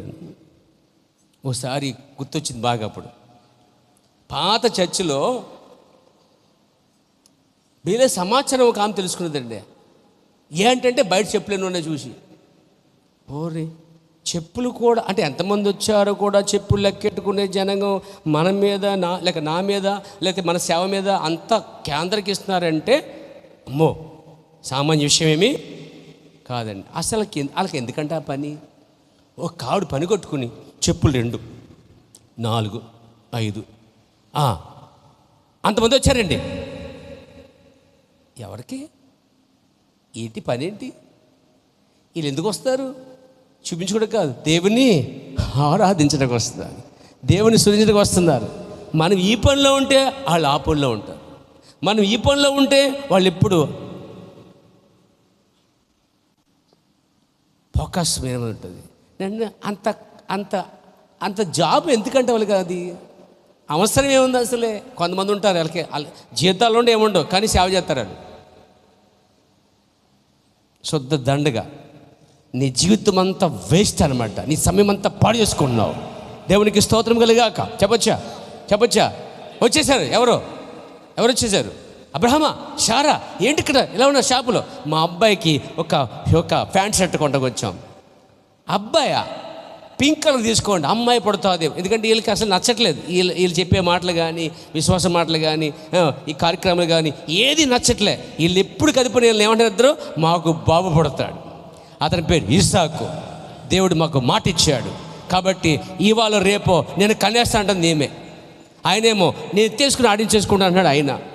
వీళ్ళిద్దరికి పిల్లలు లేరని చెప్పి పిచ్చోళ్ళు అయిపోయారేమని వాళ్ళు అనుకుంటున్నారు. వీళ్ళకి ఏదో మెంటలు వచ్చేసినారని వీళ్ళు అనుకుంటున్నారు. వీళ్ళేమో దేవుని విషయంలో పిచ్చోళ్ళు. వీళ్ళేమో వీళ్ళని పట్టుకుని హేళన చేయడానికి, అది కాదు అంటే వీళ్ళు నమ్మట్లేదు కాబట్టి వీళ్ళు ఏదో డిస్టర్బ్ అయిపోయారు ముసలోళ్ళు అని చెప్పి ఆడించడానికి పింక్ కలర్ తీసుకో అబ్రహమ్మ, పింక్ కలర్ అమ్మాయి పడుతుంది కదా అని సరదాగా హేళన చేస్తున్నారు అన్నట్టు. అబ్రహం కోపం వచ్చాయి, పింక్ కాదు అది అమ్మాయికి, ఇది అబ్బాయికి కలరు, బ్లూ తీ, దేవుడికి స్తోత్రం కలిగాక, బ్లూ జీన్స్ తీ, వైట్ షర్ట్ తీ అన్నాడు. ఎంత నిశ్చేత అండి!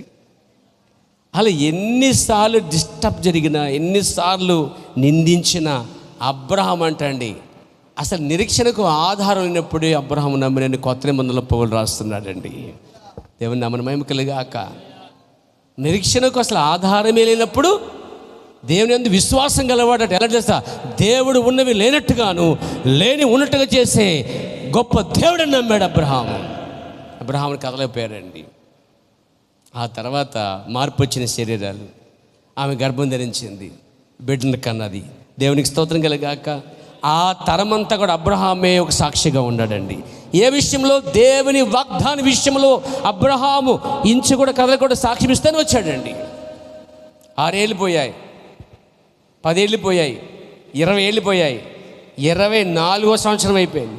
25వ సంవత్సరమున ఆ వాగ్దానం నెరవేర్చబడింది. ఇప్పుడు చెప్పండి, ఎన్ని సంవత్సరాలు సాక్ష్యం ఇచ్చాడు ఆయన? మనం 25 రోజులకే మారిపోతాం. 25 రోజులు కనుక మనం సాక్ష్యం చెప్పి అన్నీ బాగున్నాక 25 రోజులు మాత్రం దేవుడు చక్రం తిప్పేసి ఖాళీ చేసేస్తే, పోయిన వారం చెప్పినట్టుగా లేదు, పరిస్థితి అంతా మారిపోయింది, నా కోసం ప్రార్థన చేయండి. ఎక్కడున్నాం మనం? స్ట్రాంగ్గా ఉండండి, దేవుని కోసం సాక్ష్యంగా ఉండి. అబ్రహాం అన్నాడు, దేవుడు ఇస్తా అని చెప్పాడు, ఇస్తాడు. దేవునికి స్తోత్రం కలిగాక. నెంబర్ 2 పాయింట్కి వద్దాం. దేవుడు సాక్షులు కోరుచున్నాడు. God's want witness. దేవునికి సాక్షులు కాను కోరుకుంటున్నాడు. దేవుడు కోరుకునే సాక్షులు అల్లటప్పలు కాదండి, స్ట్రాంగులు కోరుకుంటాడు. నిదానంగా ఉండేవాళ్ళు, మాటలు మార్చేవాళ్ళు కాదు, నీతిగా నిలబడేవాళ్ళు. దేవునికి స్తోత్రం కలిగాక. 2వ పాయింట్, నేను సంఘములో సాక్ష్యం ఇచ్చేదను అని కొందరు ప్రజలు చెప్పుదురు. అది మంచిదే. మీ గనక టైం ఇస్తే మాత్రం నన్ను పక్కన పెట్టి మాత్రం సాయంకాలం సాక్ష్యం చెప్పి ఉంటారు ఇక్కడ. మన వాళ్ళు పెద్దలు ఉండలేదు కానీ కాపాడుకున్న సమయాన్ని ఇచ్చుండే కనుక ఒక రోజున 37 తారీఖు ఒక ఆయనకి ఇచ్చాం మైక్ అండి. అసలు వదలలే. 3 గంటలు అయిపోయింది, 4 గంటలు అయిపోయింది. ఎక్కడ మొదలెట్టాడో ఎక్కడ ముగించాడో అది అర్థం కావట్లేదు. అప్పుడు మైక్ లాగేసుకున్నాం అక్కడ. 3 గంటల సాక్షి, 4 గంటల సాక్షి అంటే ఎక్కడ కుడుతుంది? తెల్లరిపోతుంది అప్పుడు. అలా మేము సాక్ష్యం ఇస్తామని చాలామంది సంఘంలో కోరుకుంటారు. మంచిదే, కాదంటలేదు పేర. అసలే సోదరుడా, ఎక్కడైతే నీ సాక్ష్యము నిజముగా అవసరమైనదో అక్కడే చెప్పాలంటండి. నీ సాక్ష్యం ఎక్కడైతే అవసరమో అక్కడే చెప్పాలి. దేవునికి స్తోత్రం కలిగాక. ప్రవర్తనుడు రహదారుల్లో, తాగుడు స్థలాల్లో, బయట వీధుల్లో, చీకటి స్థలాలలో, అటువంటి స్థలాల్లో నీ వెలుగును ప్రకాశింప చేయాలన్నాడండి. నీవున్న ప్రతి స్థలములో ఒక సాక్షిగా వెలుగ్గా ప్రకాశిస్తూ ఉండవలసిన దానిగా ఉన్నావు అన్నాడండి. అంటే దేవుడు ఎప్పుడు కూడా సాక్షుల్ని కోరుకుంటాడండి. ఆ సాక్షి కూడా ఎవడాలంటే ఏది విన్నానో, ఏది చూశానో దానికోసమే సాక్ష్యం ఇచ్చేవాడిగా ఉండాలండి. నెంబర్ 3, దేవుని కొరకు సాక్ష్యం ఇచ్చే ప్రతి మనుషుడు అగ్ని పరీక్షల గుండా వెళ్ళవలసి వచ్చును. ఎవరైతే దేవునికో, ఇప్పుడు దాకా సాక్ష్యం అన్నారు పాస్టర్, బాగానే ఉంది, ఇద్దాం అనుకున్నాను, మళ్ళీ ఇందులో కూడా పరీక్షలు ఉన్నాయా? అవును, ఉన్నాయి. దేవుని కోసం సాక్ష్యం ఇచ్చేవారు ఎవరైనా ఉన్నప్పుడు అగ్ని పరీక్షల గుండా వెళ్ళవలసి వస్తుందట. Every man who festival for the God must go through trials అన్నాడు. అంటే ఆ యొక్క పరీక్షల ద్వారా, విచారణ ద్వారా, శోధం ద్వారా కొన్నిసార్లు సాక్షులు కూడా ఉండాలి. సాక్ష్యం ఇచ్చేయడం కాదండి, కొన్నిసార్లు సాక్ష్యం ఇచ్చినప్పుడు వచ్చే శోధన ఎలా ఉంటుందంటే షద్రక్, మెషక్, అబేద్నెగోలే ఉంటుంది. వాళ్ళు సాక్ష్యం ఇస్తున్నారు, మా దేవుడు తప్ప ఇంకో దేవుడు లేడు, మీ బొమ్మ మొక్కమని చెప్తున్నారు. అప్పుడు ఆ శోధన వారిని కట్టి అందులో వారిని పడేస్తున్నారు పేరువారు. దానికి అంటే దేవుని కోసం సాక్ష్యం ఇచ్చినప్పుడు కూడా వారు కొన్ని శోధనలు, కొన్ని కష్టాలు ఎదుర్కోవాల్సి వస్తుందండి. 3వది చూడండి, దేవుని కొరకు సాక్ష్యం ఇచ్చే ప్రతి మనుష్యుడు అగ్ని పరీక్షల గుండా వెళ్ళవలసి వచ్చును. దేవుడు తన ప్రజలను ఎట్లా నడిపించుచున్నాడో అది ఒక వింతగా ఉంటుంది అంటున్నాడు ప్రవక్త. నెంబర్ 1 చూడండి, దాంట్లోనే యేసు బాప్తిస్మం పొందిన వెంటనే తెలుసా, అపవాది చేత శోధించబడడానికి అరణ్యంలో కొనుగోబడ్డాడండి. నువ్వు రక్షణ పొందిన తర్వాత, మారమసిన తర్వాత శోధనలు మొదలవుతాయి. నువ్వు వస్తువులు తీసిన తర్వాత శోధనలు మొదలవుతాయి. ఒకసారి పాలకొల్లో ఒక మేడం, ఒక పాప, ఒక సిస్టర్ గారు ఉన్నారన్నమాట. ఆవిడ ఏం చేసిందంటే, పెళ్ళి ఎందులేండి, పిల్లలు ఉన్నారు, వస్తువులు తీసేసిందండి. వస్తువులు తీసేసిన తర్వాత ఎప్పుడో వాకింగ్ చెప్పాను నేను గట్టిగా, తీసేసిందండి. తీసేసిన తర్వాత మళ్ళా ఆ ముఖం చూడలేకపోతున్నాం, ఎప్పుడు ఏడిపే, సంతోషమే లేదు అసలే. ఒకసారి మీటింగ్ తర్వాత వచ్చి కలిసి అన్నదన్నమాట, పాస్టర్ గారండి, మా ఆయన నాతో మాట్లాడట్లేదండి, మా అమ్మ వాళ్ళు, మా తమ్ముడు నేను వస్తువులు తీశానని ఎక్కడికో వెళ్ళిపోయాడండి.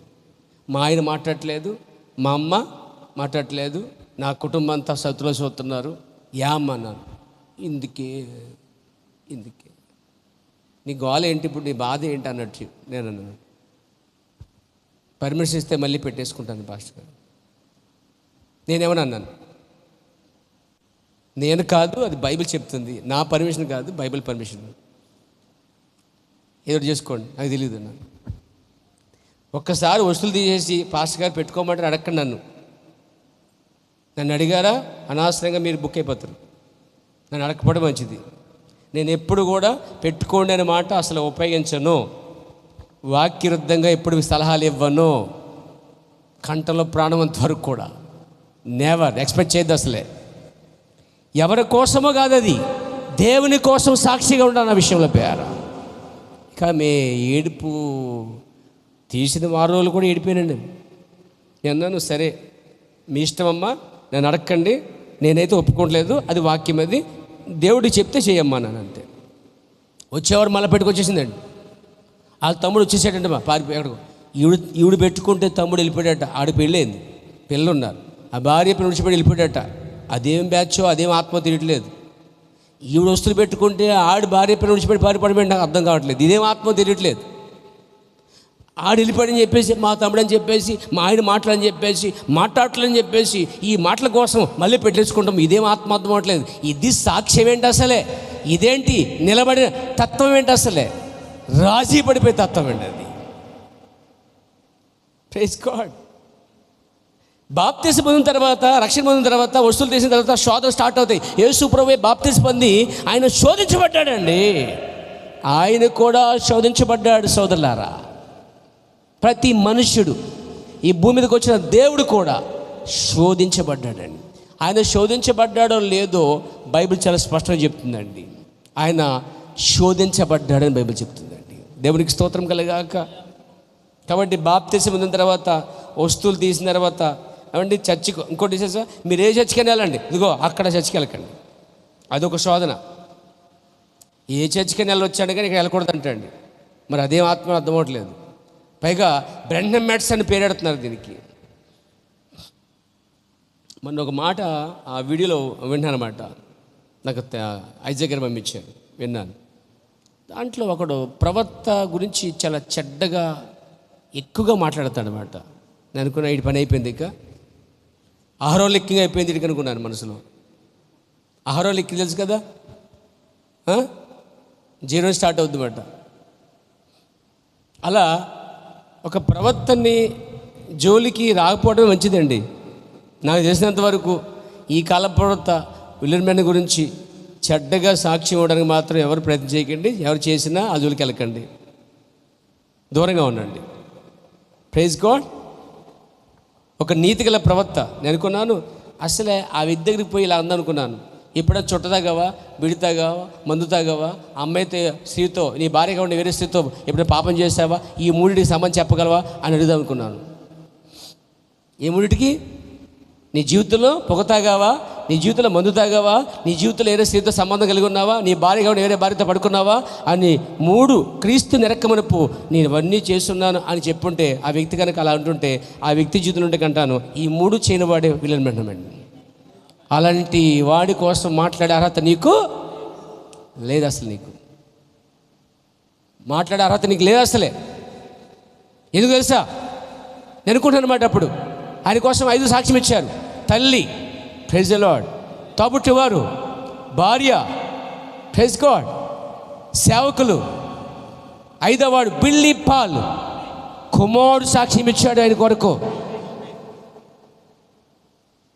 నీకు ఇచ్చేవాళ్ళు 5 ఎవరైనా ఉన్నారా నీ ఇంట్లో? నీ భార్య, నీ పిల్లలు, నీ తల్లిదండ్రులు, నీ స్నేహితులు, నీ తోబుట్టి వాళ్ళు, మా అన్నెలు ఉండేవాడు, మా తమ్ముళ్ళు ఉండేవాడు అని చెప్తే అలాంటి సాక్ష్యం ఉందంటే చెడ్డ సాక్ష్యం ఉంది.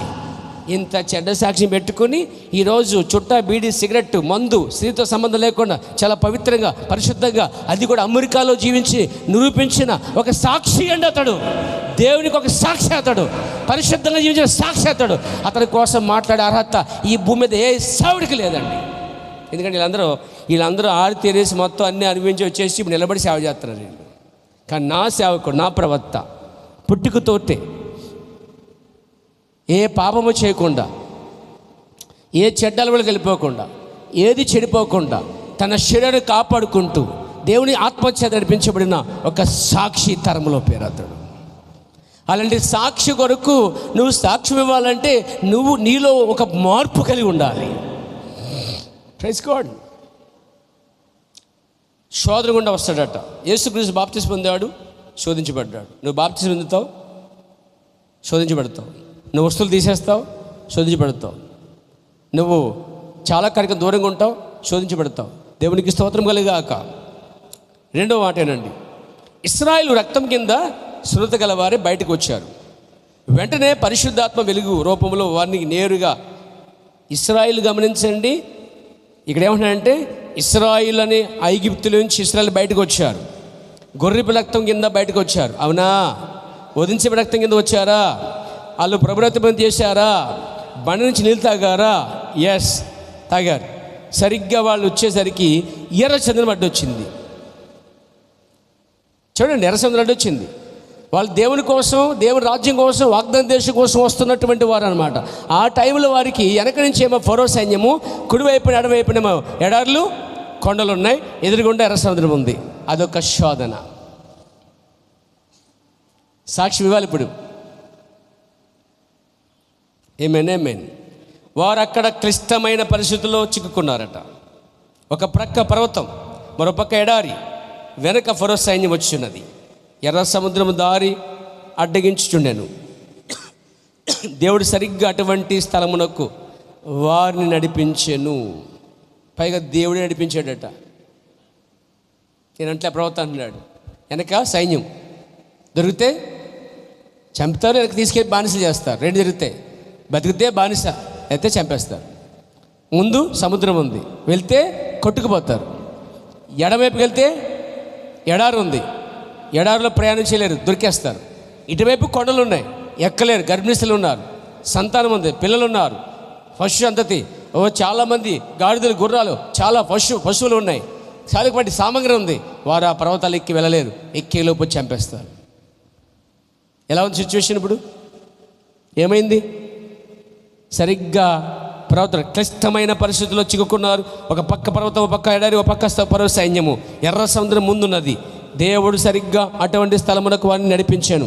దేవుడు అక్కడ మహిమ కోరుతున్నాడట. అప్పుడు సైన్యంలోంచి ఎలా ఉంటుందో దేవుడు పైనుంచి చూస్తున్నాడట అండి. ఎక్కడ మొదలైందండి, ఇక రాళ్ళు తీసాడు ఒక్కొక్కడు. ఎవరి మీదకి? మరి ఒకడు ఉన్నాడు కదా నడిపించాడు, ఒకడు. ఆడి మీద తప్ప ఇంకెవడ పడతారు? ఇప్పుడు చూసినా పాస్టర్ మీద రాళ్ళు ఎత్తేయడమే, మీకు శ్రమ వచ్చినా రాళ్ళు ఎత్తేయడమే, మీకు కష్టం వచ్చినా రాళ్ళు ఎత్తేయడమే. మా పాస్టర్ మధ్య సరిగ్గా చూడలేదు, దానికి రాళ్ళు ఎత్తేయడమే. మా పాస్టర్ మధ్య దొరకలేదు, దానికి రాయి ఎత్తేయడమే. మా పాస్టర్ ప్రాణం చేశాను, పక్కని ప్రాణం చేసి మా ఇంటికి రాలేదు, దానికి రాయి ఎత్తేయడమే. పోనీ అక్కడికి వచ్చి ఇక్కడ రావడం టైం లేదు అనుకోవచ్చు కదా. అనుకోవసలే.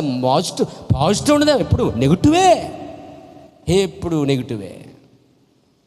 ఈ నెగిటివ్ నుంచి బయటకు రండి, ముందు పాజిటివ్గా వచ్చేసేయండి, ఫాస్ట్ బయటకు వచ్చేయండి. పరిస్థితులు ఎలాగొన్నా అర్థం చేసుకునే ప్రయత్నం చేయండి. అపార్థం కన్నా అర్థం చేసుకుంటే ఎక్కువ ట్రై చేయండి. అపార్థాన్ని పాతిపెట్టేయండి పేర, అప్పుడు బాగుపడతాం. దేవునికి స్తోత్రం కలిగాక. దేవుడు చూస్తున్నాడు ఏంటని, వీళ్ళు రాళ్ళు ఎత్తేసి మోషే అవును చంపడానికి తీసుకొచ్చావా? రాళ్ళు ఎత్తుతుంటే ఈయనకేం అర్థం కావట్లే.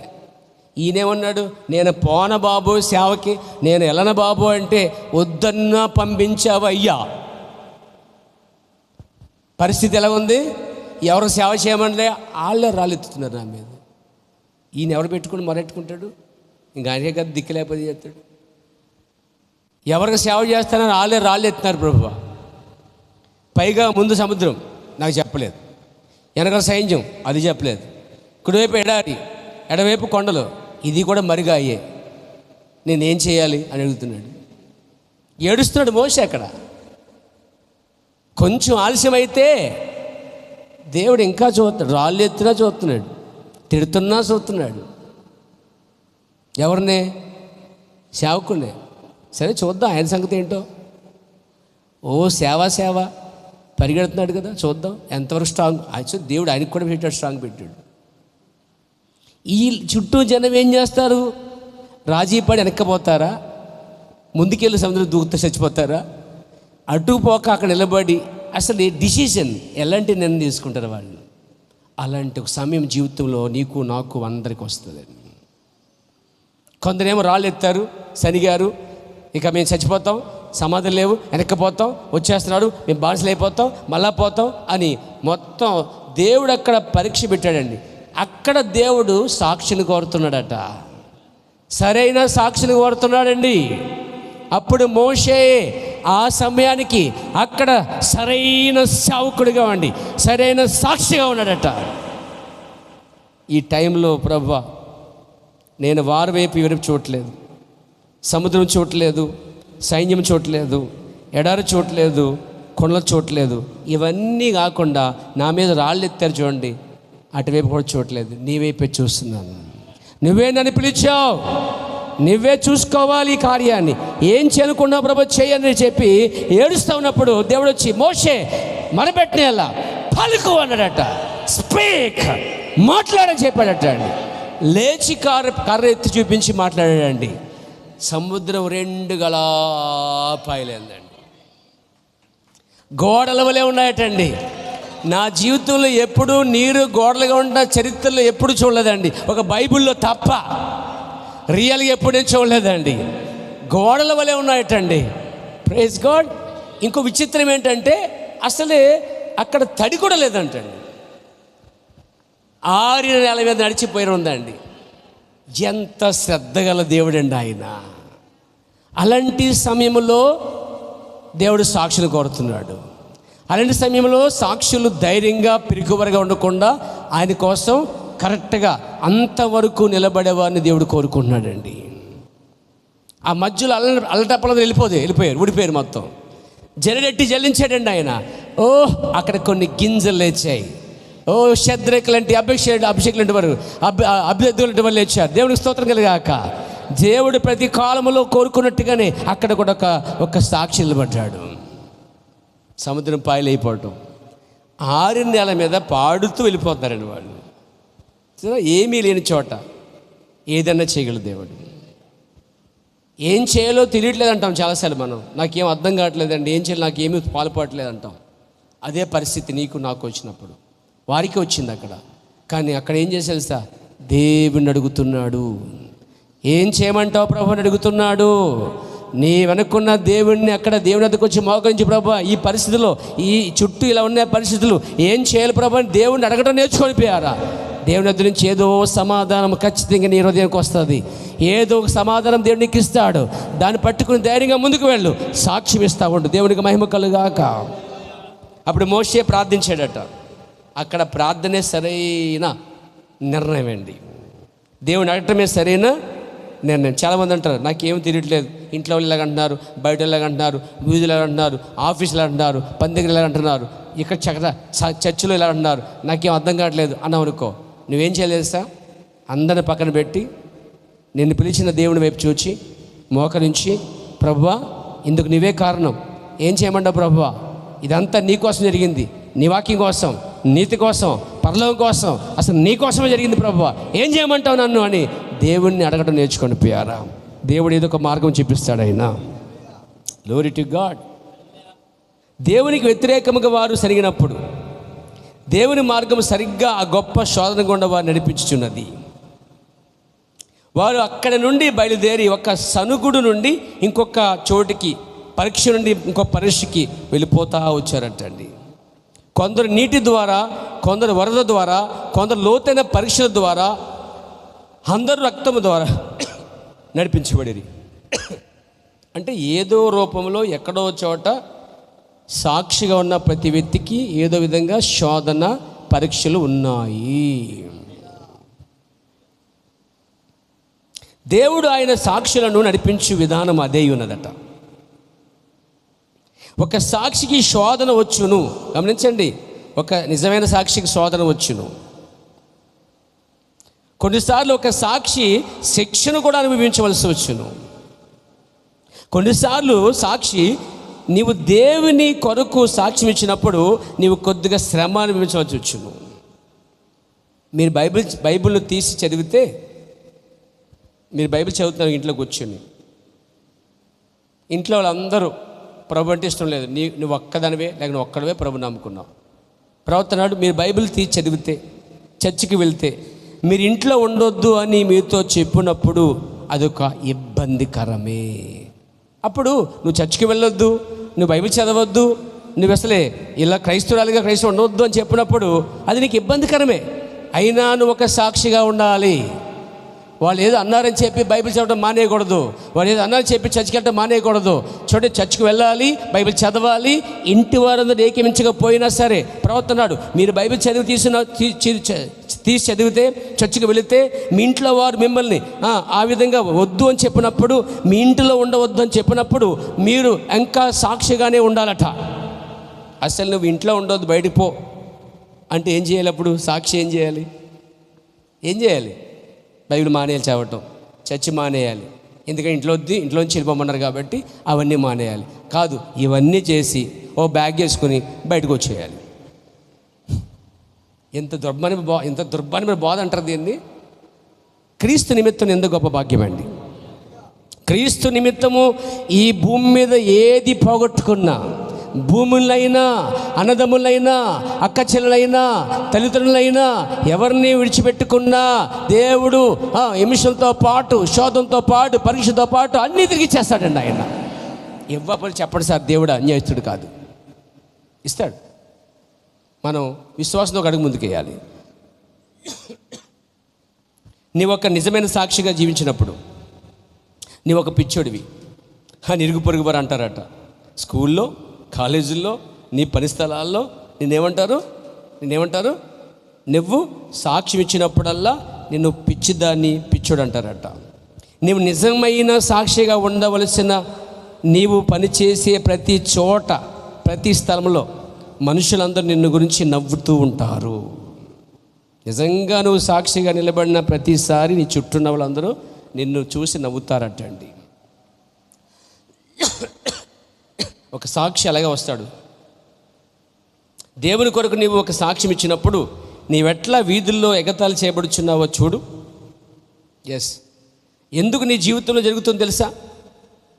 అసలు ఎందుకు అలా జరుగుతుందో తెలుసా? బైబిల్ చదవద్దు, చర్చికి వెళ్ళొద్దు, నీ ఇంట్లో అలాగైతే ఇంట్లోంచి వెళ్ళిపో అని చెప్పినప్పుడు, లేకపోతే నీ స్కూల్లో, కాలేజీలో నువ్వు నిలబడి సాక్ష్యం ఇచ్చినప్పుడు, దేవుని కోసం నిజంగా ఉన్నప్పుడు, హేళన చేసినప్పుడు, నీ వీధుల్లో, నీ చుట్టూ ఇదంతా శ్రమగా, బాధగా ఉన్నప్పుడు ఎందుకు వస్తుందో తెలుసా నీ జీవితంలో? ప్రవర్తన్నాడు అది ఒక సత్యమైన నిజసాక్షికి ఒక వాస్తవమైన గుర్తు అంటున్నాడండి.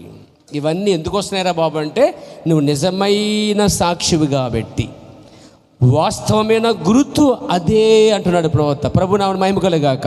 చెప్పలు కూడా నేను మహిమపడదామా? దేవునికి స్తోత్రం కలుగుగాక.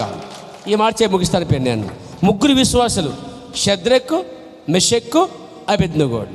ప్రవక్త ఏం చెప్తున్నాడు వినండి. అప్పుడు అగ్ని పరీక్షకు సమయం వచ్చింది వాళ్ళకి. మా దేవుడు అగ్నిగుండం నుంచి విడిపించక సమర్థుడని చెప్తున్నారు వాళ్ళు. ఒకవేళ ఆయన విడిపించకపోయినా పర్లేదు కానీ మీ బొమ్మకు మేము మొక్కమని చెప్తున్నారు. దేవునికి స్తోత్రం కలిగాక. ఏం చెప్పారట? షద్రకు, మెషక్, అబేద్నెగోలు చెప్పారట, నేను దాన్ని ఇష్టపడుచున్నాను. ప్రవక్త అంటున్నాడు. వారు అలా చెప్పడం అట, ప్రవక్త అంట, ఈ కాల ప్రవక్త అంట ఇష్టపడుతున్నాడు అంటండి. ఎందుకంటే ఈయన ఒక సాక్షిగా పెట్టి, నిజమైన సాక్షికే సపోర్ట్ చేసుకుంటాడు. దేవునికి స్తోత్రము కలుగాక. చెప్పచ్చు హల్లెలూయా, హల్లెలూయా. ఆయన ఏమంటే తెలుసండి, ఆయన ఆ పాత ధైర్యమును నేను ఇష్టపడుచున్నాను. ఏంటంటే ఇది పాత ధైర్యం. ఎందుకంటే షద్రకు, మెషక్, అబేద్నెగోలు పాత కాలంలో ఉన్నారు. ఆ పాత ధైర్యాన్ని నేను ఇప్పుడు ఇష్టపడుతున్నాను చెప్పి ఈ కాల ప్రవక్త వారిని మెచ్చుకుంటాడు పేర. ఎందుకని వారు సరైన టైంలో వారు దేవుని కోసం ఏం చేశారు? సాక్ష్యం ఇచ్చారు, లేక నిలబడ్డారు.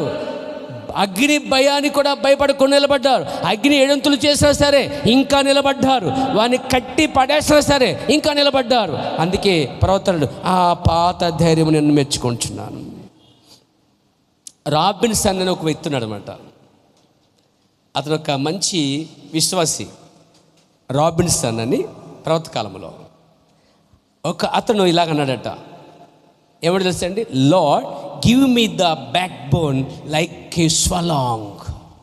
అంటే నాకొక పెద్ద ముద్దు లాంటి వెన్నుముక్కను దయచేయి ప్రభు అని ప్రార్థన చేశాడటండి. వావ్, దేవునికి స్తోత్రం కలిగాక. ఎలాంటి ప్రార్థన అంటే అది? ఎలాంటి ప్రార్థన అంటే ఇంగ్లీష్లో అయితే ద బ్యాక్ బోన్.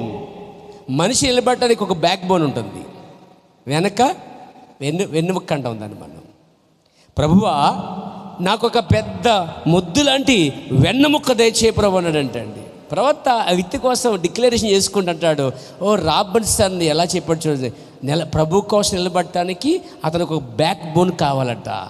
అది నాకు దయచేయ ప్రభు అని ప్రార్థన చేశాడంటండి. దీన్ని బట్టి మనం ప్రార్థన చేసుకోవచ్చు. ప్రభువా నాకు కూడా ఒక బ్యాక్ బోన్ దయచేయి, స్వలాంగ్, ముద్దు లాంటి పొడవాటి ఒక బలమైంది అన్నాడండి. ఓహ్, దేవునికి స్తోత్రం కలిగాక. సాక్షి ఆ విధముగానే ఉండవలను. రాబర్ట్సన్లా, మోషేలా, షద్రక్, మెషక్, అబేద్నెగోల వలె, నోవాహు వలె. ప్రైజ్ గాడ్, చెప్పచ్చు హల్లెలూయా. మనం ధైర్యవంతులుగా ఉండడానికి దేవుడు ఇష్టపడుతున్నాడట అండి. ఈ దేవుడు అటండి ధైర్యవంతులుగా ఉండడానికి ఇష్టపడుతున్నాడు దేవుని విషయంలో. దేవుని విషయంలో ఉన్నాయి. మీకు పిల్లి అంటే భయమా? దాని గురించి మాట్లాడను. మీకు కాక్రోచ్ అంటే భయమా? దాని గురించి మాట్లాడను. మీకు గొంగులు పురండి భయమా? దాని గురించి మాట్లాడను. ఓ పిల్లలారా వినండి, మీకు ఒకవేళ రోకల బండి అంటే భయమా? దాని గురించి మాట్లాడను.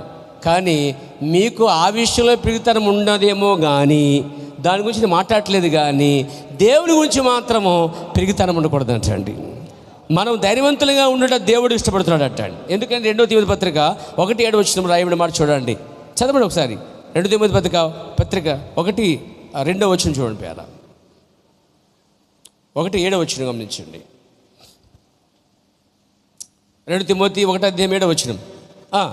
దేవుడు మనకు ప్రేమయు శక్తియు ఇంద్రియ విగ్రహము గల ఆత్మనే ఇచ్చును కానీ, గట్టి చదవమ్మది, పిరిగితనం గల ఆత్మను. ఇక్కడ ఎవరికైనా పిరిగితన ఆత్మ ఉంది దేనికోసం? దేని విషయంలో? దేవుని విషయంలో ఎవరికైనా పిరిగితనం ఉందండి? కానీ బైబిల్ చెప్తుంది, ద బైబిల్ సే పిరిగితన ఆత్మను ఇలేదట. ప్రేమ ఇచ్చాడు, శక్తి ఇచ్చాడు, ఇంద్రియ నిగ్రహము గల ఆత్మనిచ్చాడు, దాంతోపాటు ఇంకోటి ఇచ్చాడు, పిరిగితనము గల ఆత్మనైతే ఇవ్వలేదు. ప్రభు నాన్న మహిమ కలిగాక. చెప్పొచ్చా? దేవునికి స్తోత్రం కలిగాక, దేవునికి మహిమ కలుగును గాక. ఇంకొక పాయింట్ చెప్పి ముగిస్తాను దీంట్లో పేర. డి అంటే 4, నిన్ను విడవను ఎడబాయను. I will not leave you, I will not leave you. నేను విడవను ఎడబాయను, నేను విడవను ఎడబాయను దేవుడు చెప్తూనే వచ్చాడు యెహోషువకి. చెప్పొచ్చా? నేను విడవను ఎడబాయను. నిర్భరం కలిగి ధైర్యంగా ఉండము. ఇంగ్లీష్లో బీ స్ట్రాంగ్ అని ఉంది, ధైర్యంగా ఉండు అన్నాడండి. ఏ విషయంలో? దేవుని విషయంలో. మోషేతో దేవుడు చెప్తున్నాడు, మోషే నువ్వు ధర్మశాస్త్రం విషయంలో కుడికి ఎడమ తొలగిపోకుండా ధర్మశాస్త్రంలో మోషే ఉన్నట్లుగా నిలబడితే నేను మోషేకు తోడే ఉన్నట్లు నీకు తోడే ఉందును అన్నాడండి. ఏ విషయంలో అంటే వారి పితరులతో ప్రమాణం చేసి ఈ దేశం నిత్యముగా నీవి ప్రజలను స్వాధీనం చేసేదవు. ఆ వాగ్దాన దేశానికి జనాన్ని తీసుకెళ్లే బాధ్యత నీదే. కాబట్టి నేను విడవను. ఎప్పుడు నువ్వు మోషే వలె ధర్మశాస్త్ర ప్రకారంగా కుడికి ఎడమ తొలగకుండా ఆ వాక్య ప్రకారంగా ప్రసంగించడంలో జీవించడంలో అలాగే ఉంటే నేను మోషేకు తోడినట్టు నీకు తోడుగా ఉంటాను చెప్పాడు. నా ప్రియమైన సోదరులారా, ఇది కేవలం మోషేకు మాత్రమే కాదు, యెహోషువకు కూడా తోడుగా ఉంటాడట. యెహోషువకు మాత్రమే కాదు, నమ్మితే నీకు ఈ మధ్యాహ్న కాలంలో తోడుగా ఉంటాడట. దేవునికి మహిమ కలుగాక.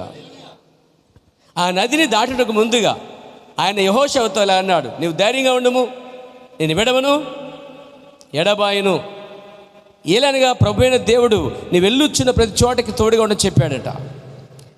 అలా చెప్తుంటే మంచిది, యెహోషువతో దేవుడు చెప్పాడు, బాగానే ఉంది, నాకు కూడా కొంత ధైర్యం వచ్చును అని నువ్వు చెప్పవచ్చు. యెహోషువకు చెప్పినట్లుగా నాకు కూడా చెప్పింటే బాగుండు, నాకు కూడా ధైర్యం వచ్చును అంటావంట. అప్పుడు అంటాడైనా, లేదు, ప్రతి విశ్వాసతోనూ అదే మాట చెప్తున్నాడట. అంటే ఇది యెహోషువకు మాత్రమే కాదట, నమ్మే ప్రతి విశ్వాసకి చెప్తున్నాడు, నేను విడవను ఎడబాయను. కొద్దిగా పట్టిన పేరు దీంతో ముగిస్తున్నాను నేను. ఆయన యుగ సమతో తోడుగా ఉన్నాడు. అదే ఒక నిజమైన సాక్షిగా ఉండే విధానము. వీళ్ళు నిలబడ్డారు, సాక్ష్యం ఇస్తున్నారండి. తర్వాత చూస్తున్నాం, వారు ఇంతకు ముందున్న వేడిమి కన్నా అగ్ని నీడంతో చేశారట. అస్సలు వీళ్ళు కొంచెం కూడా పెరుగుతనం రాలేదంటండి. ప్రవక్త అన్నాడు, వీళ్ళు కొంచెం తను కూడా చంకితనం రాలేదట. అస్సలు భయపడలేదంటండి వీళ్ళు. దయ్యము దాన్ని ఆ విధముగానే చేయను. సోదరుడా, వానుకున్న ప్రతి దానిలో నేను విరికించును, నేను నెట్టివేయను. దేవునికి స్తోత్రం. దేవుడు కొంత వెనుకకు లాగే పనిలోనే ఉంటాడట. శత్రువు ఆ విధంగా చేసినప్పుడల్లా, నువ్వు దేవునితో ఉన్నప్పుడల్లా దేవుడు నీకు ఏదో విధంగా సహాయం చేస్తూనే ఉంటాడట అండి. ఇది నీకు ఆదరణ ఇవ్వట్లేదా? అంటే శత్రువు ఒకవేళ అలాంటి దాన్ని నెట్టి వేసేసినా, గెంటి వేసేసినా, త్రోసేసినా కానీ నాకు దేవుడు అక్కడి నుంచి సహాయం చేయడానికి ఇష్టపడుతున్నాడు నమ్ముకుందాం. Glory to God. ముగింపుకి వస్తాను పేరు. నేను ఈ పాయింట్ దగ్గర ఆపుతాను. నేను వినండి. దేవుడే దాన్ని స్వయంగా చేయుచున్నాడు, అది నిజం. ఆయన వైపు చూడండి. లుక్ అంటూ జీసస్, యేసుక్రీస్తు వైపు చూడండి. ఇప్పుడు గమనించండి, రాజా నెబుకద్నెజరు మండుచున్న అగ్నిగుండము ఆ పొగ ప్రక్కన కూర్చునిటకు నేను చూచుచున్నాను అన్నాడు ప్రవక్త. ఆ రోజు ఆకాశం ఎర్ర అయిపోయిందండి. ఎందుకంటే అగ్నిగుండం 7 అంతులు చేశారుగా. ఆ వేడికి ఆ చుట్టూ వాతావరణం ఎర్రగా అయిపోయిందండి. Praise god. ఆ రాత్రి అంతా అక్కడ ఒక ప్రార్థన కూటము కొనసాగుచుండును, నేను ఉంచుచున్నాను. వీళ్ళు పడి కట్టేసి మోసుకెళ్ళు కాలిపోయారంటండి. విచిత్రం ఏంటంటే మోసుకెళ్ళు కాలిపోయారట, వాళ్ళు పడేశారట. Praise God. ఈ మాట అన్నాడు ప్రవక్త. లోపలికి వెళ్ళిన తర్వాత అక్కడ ప్రార్థన కూడా జరుగుతుందంటండి. ఎక్కడ? అగ్నిగుండ. మామూలుగా ఉన్నప్పుడే ప్రార్థన కూటం వాళ్ళకి గదుల్లో, ఇప్పుడు అగ్నిగుండంలో కూడా ప్రార్థన కూటం జరుగుతుంది అండి. ప్రేయర్ మీటింగ్ పెట్టుకున్నారు వాళ్ళు. ఎంతమంది? 3 వచ్చారు అక్కడికి. ప్రేయర్ మీటింగ్లో 3 ఉన్న చోట ఒక ఆయన వస్తాడు. అగ్నిగుండంలోకి వచ్చేసిన దేవుడు ఇక్కడ 3 కూడుకుంటే రాలేడా? శనివారం 3 కూడుకుంటే రాలేడా? శుక్రవారం కూడుకుంటే రాలేడా? బుధవారం కూడుకుంటే రాలేడా? ఆదివారం 3 రాలేడా? వస్తాడండి ఆయన. నిన్న నేడు అగ్నితున్న దేవుడు అండి ఆయన. సంఘముతో ఈరోజు వచ్చిన సమస్య అదే. ప్రార్థన ద్వారా ప్రభు చెంతకు దాన్ని తీసుకుని వెళ్ళడానికి బదులు వారేం చేస్తారు? అక్కడున్న ప్రార్థన కూటంలోనే ప్రభుని స్తుతిస్తూ ప్రార్థన చేసుకుంటున్నారండి వాళ్ళు. బయటేమో అంతా గందరగోళం, ఆకాశం అంతా ఎర్రగా మారిపోయింది, చుట్టూ అంతా అగ్నిగుండం. ఆ వేడికి జనాలు కాలిపోతున్నారు, ఆ వేడికి తట్టుకోలేక ఉడికొచ్చేస్తుంది. ఈ లోపల మాత్రం ప్రార్థన ప్రేయర్ మీటింగ్లో ఉన్నారండి. అరే, అగ్నిగుండంలో పేరుకోవటం ఏంటండి? అగ్నిగుండంలో ప్రార్థన కూటం ఏంటి? ఎంత ధైర్యం అండి అది. దేవునికి స్తోత్రం కలిగాక. ఈరోజు సమస్య ఏంటంటే అలాంటి కొంత పరీక్ష వచ్చేసరికి మనకి ఏం చేస్తాం? దేవుని వద్దకు రావడానికి బదులు ఏం చేస్తామంటే, ప్రవక్త అన్నాడు, మీరు మీ యొక్క సొంత ఇంద్రియ జ్ఞానాన్ని సామర్థ్యతపై ఆధారపడుతున్నారు. సంఘముతో వచ్చిన సమస్య ఏంటంటే ప్రార్థన ద్వారా ప్రభు చెంతకు రావాల్సిన మీరు మీ సొంత జ్ఞానం పైన, సామర్థ్యం పైన, మీకున్న బలం పైన ఆధారపడుతున్నారని చెప్పి ప్రవక్త తిడుతున్నాడు వారి పేర. Praise the lord. పరిశుద్ధ గ్రంథం వారు అపోస్తులను చంపుటకు ముందు దినాల్లో వారంతా కలిసి ఉపవాసం ఉండి ప్రార్థన చేసేవారటండి. అపోస్తుల కోసం ఎత్తుకొచ్చాడు. ఇక్కడేమో అగ్నిగుండంలో ప్రార్థన కూటం చెబుతుంటే ప్రవక్త అక్కడ వారిని బ్రేక్ చేసి ఈ సంఘానికి ఏం చూపిస్తున్నాడు? పాతకాలంలో అపోస్తులందరూ ఇంటింట కూడుకుంటూ ప్రార్థన చేసుకుంటున్న దినాలు అవి. అపోస్తులను చంపేయడానికి ముందుగా వాళ్ళు ఉపవాస ప్రార్థన పెట్టుకున్నారంట. ఎవరు? అపోస్తులు. వీళ్ళు చనిపోయడానికి ముందుగా ప్రార్థన, అగ్నిగుండంలో పడేసిన ప్రార్థన. మనకు కొంచెం సెగతగా అగ్నిగుండం ఎందుకు 7 సెగతగా చాలు, శ్రమలు వచ్చేసి అసలు శ్రమలు చాలా, వాతావరణం అంతా వేడిగా ఉందండి. ఇది ఈ మాత్రం అగ్నికే, మరి అక్కడ అగ్ని గుండం, పైగా 7 అంతులు. అసలు ఎక్కడున్నాం మనం? ఎలాంటి విశ్వాసం అంది అసలే? వారితో పోల్చుకుంటే విశ్వాసం ఎక్కడుంది నీకు? కాబట్టి వారికి ఉన్న ధైర్యం తెచ్చుకొని, వారికి ఉన్న విశ్వాసం తెచ్చుకొని, వారికి ఉన్న నిరీక్షణ తెచ్చుకొని, వారిని మాదిరిగా పెట్టుకొని మనం బలం పొందుకుని బదులమైన పేరా. పరిశుద్ధాత్మ కోసం వాళ్ళు ప్రార్థన చేసినప్పుడు సంఘమంతా ఉపవాసం చేసి ప్రార్థన చేసేది. సంఘం, అపోస్తుల సంఘం కూడుకుని ప్రార్థన చేసినప్పుడు పరిశుద్ధాత్మ వారి మధ్యకు వచ్చిందండి. మీకు తెలుసా?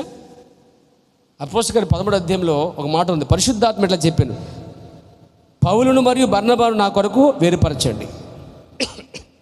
అది ఏ మనుష్యుని అభిప్రాయం కాదు. వాళ్ళ సంఘమంతా ఉపవాసం ప్రార్థన చేస్తుంటే పరిశుద్ధాత్మ దిగి వచ్చి బర్నబాను సౌలును ఏం చేయాలట, నా కొరకు సేవ కోసం ప్రత్యేకపరచమని పరిశుద్ధాత్మ సంఘముతో మాట్లాడిందండి. అలాంటి గొప్ప సంఘాన్ని దేవుడు కోరుకుంటున్నాడు ఈరోజు కూడా. ప్రవర్తనాడు అది ఏ మనుషుని అభిప్రాయం కాదు. అంటే పౌల్ని బర్నబాని వేరు చేసి ఒక చోట పంపించండి అనేది సంఘం అభిప్రాయం కాదు, ఏ మనిషి అభిప్రాయం కాదు. అది పరిశుద్ధాత్మయే మార్గం చూపిస్తుంది, పరిశుద్ధాత్మ నాయకత్వం చేస్తుంది, పరిశుద్ధాత్మ వారు నడిపిస్తుందట అండి. ఇది అసలు సంఘం అనేది. ఒకడు సేవకు వెళ్ళాలన్నా, ఒకరి చేత పంపడాలన్నా ముందు దేవుని పరిశుద్ధాత్మ వారి మధ్యకు వచ్చి మాట్లాడినప్పుడే సంఘమంతా ప్రార్థన చేసి పౌలును బర్నబాను చేతులేసి ప్రార్థన చేసి వారి సేవకు సాగనమ్మినట్టుగా ఉందండి బైబిల్లో. ఈరోజైతే అలా సాగనపక్కలేదు. నువ్వు వెళ్ళి అక్కడ సేవ చేసుకోరా, నువ్వు వెళ్ళి ఇక్కడ సేవ చేసుకోరా, అక్కడికి వెళ్ళి సేవ చేసుకోరా అంటుంటే, అలాగే పాస్టర్ గారు నాకే పని లేదు, బతకడానికి బాగానే ఉంది అని నువ్వు సేవకు వచ్చేస్తున్నాడు ఒక్కొక్కడు. బైబిల్లో ఒక రూల్ ఉందండి, చూడండి. అపోస్తలుల కార్యం 13వ అధ్యాయం 2-3 చదవండి. పేరు ఉపవాసము చేయొచ్చుండగా సరే ప్రార్థన కూటములోనికి పరిశుద్ధాత్మ వచ్చేసిందండి. ఏమంటే జరిగిందా లేదా? మరి ఇప్పుడు జరిగిద్దా జరగదా? నమ్మితే సంఘంలో జరిగిద్ది. ఇది కూడా పేరా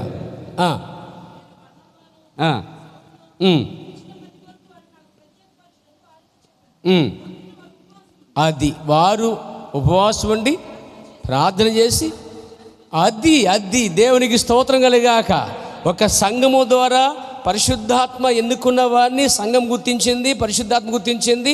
వీళ్ళు సంఘం అంతా ఉపవాసం ఉండి ఆ బర్నబాను సౌల్ని చేతులు వేసి చదవమ్మా ప్రార్థన చేసి, ఉపవాసం ఉండి ప్రార్థన చేసి వారి మీద చేతులు వేసి వారిని పంపించారు సేవకండి.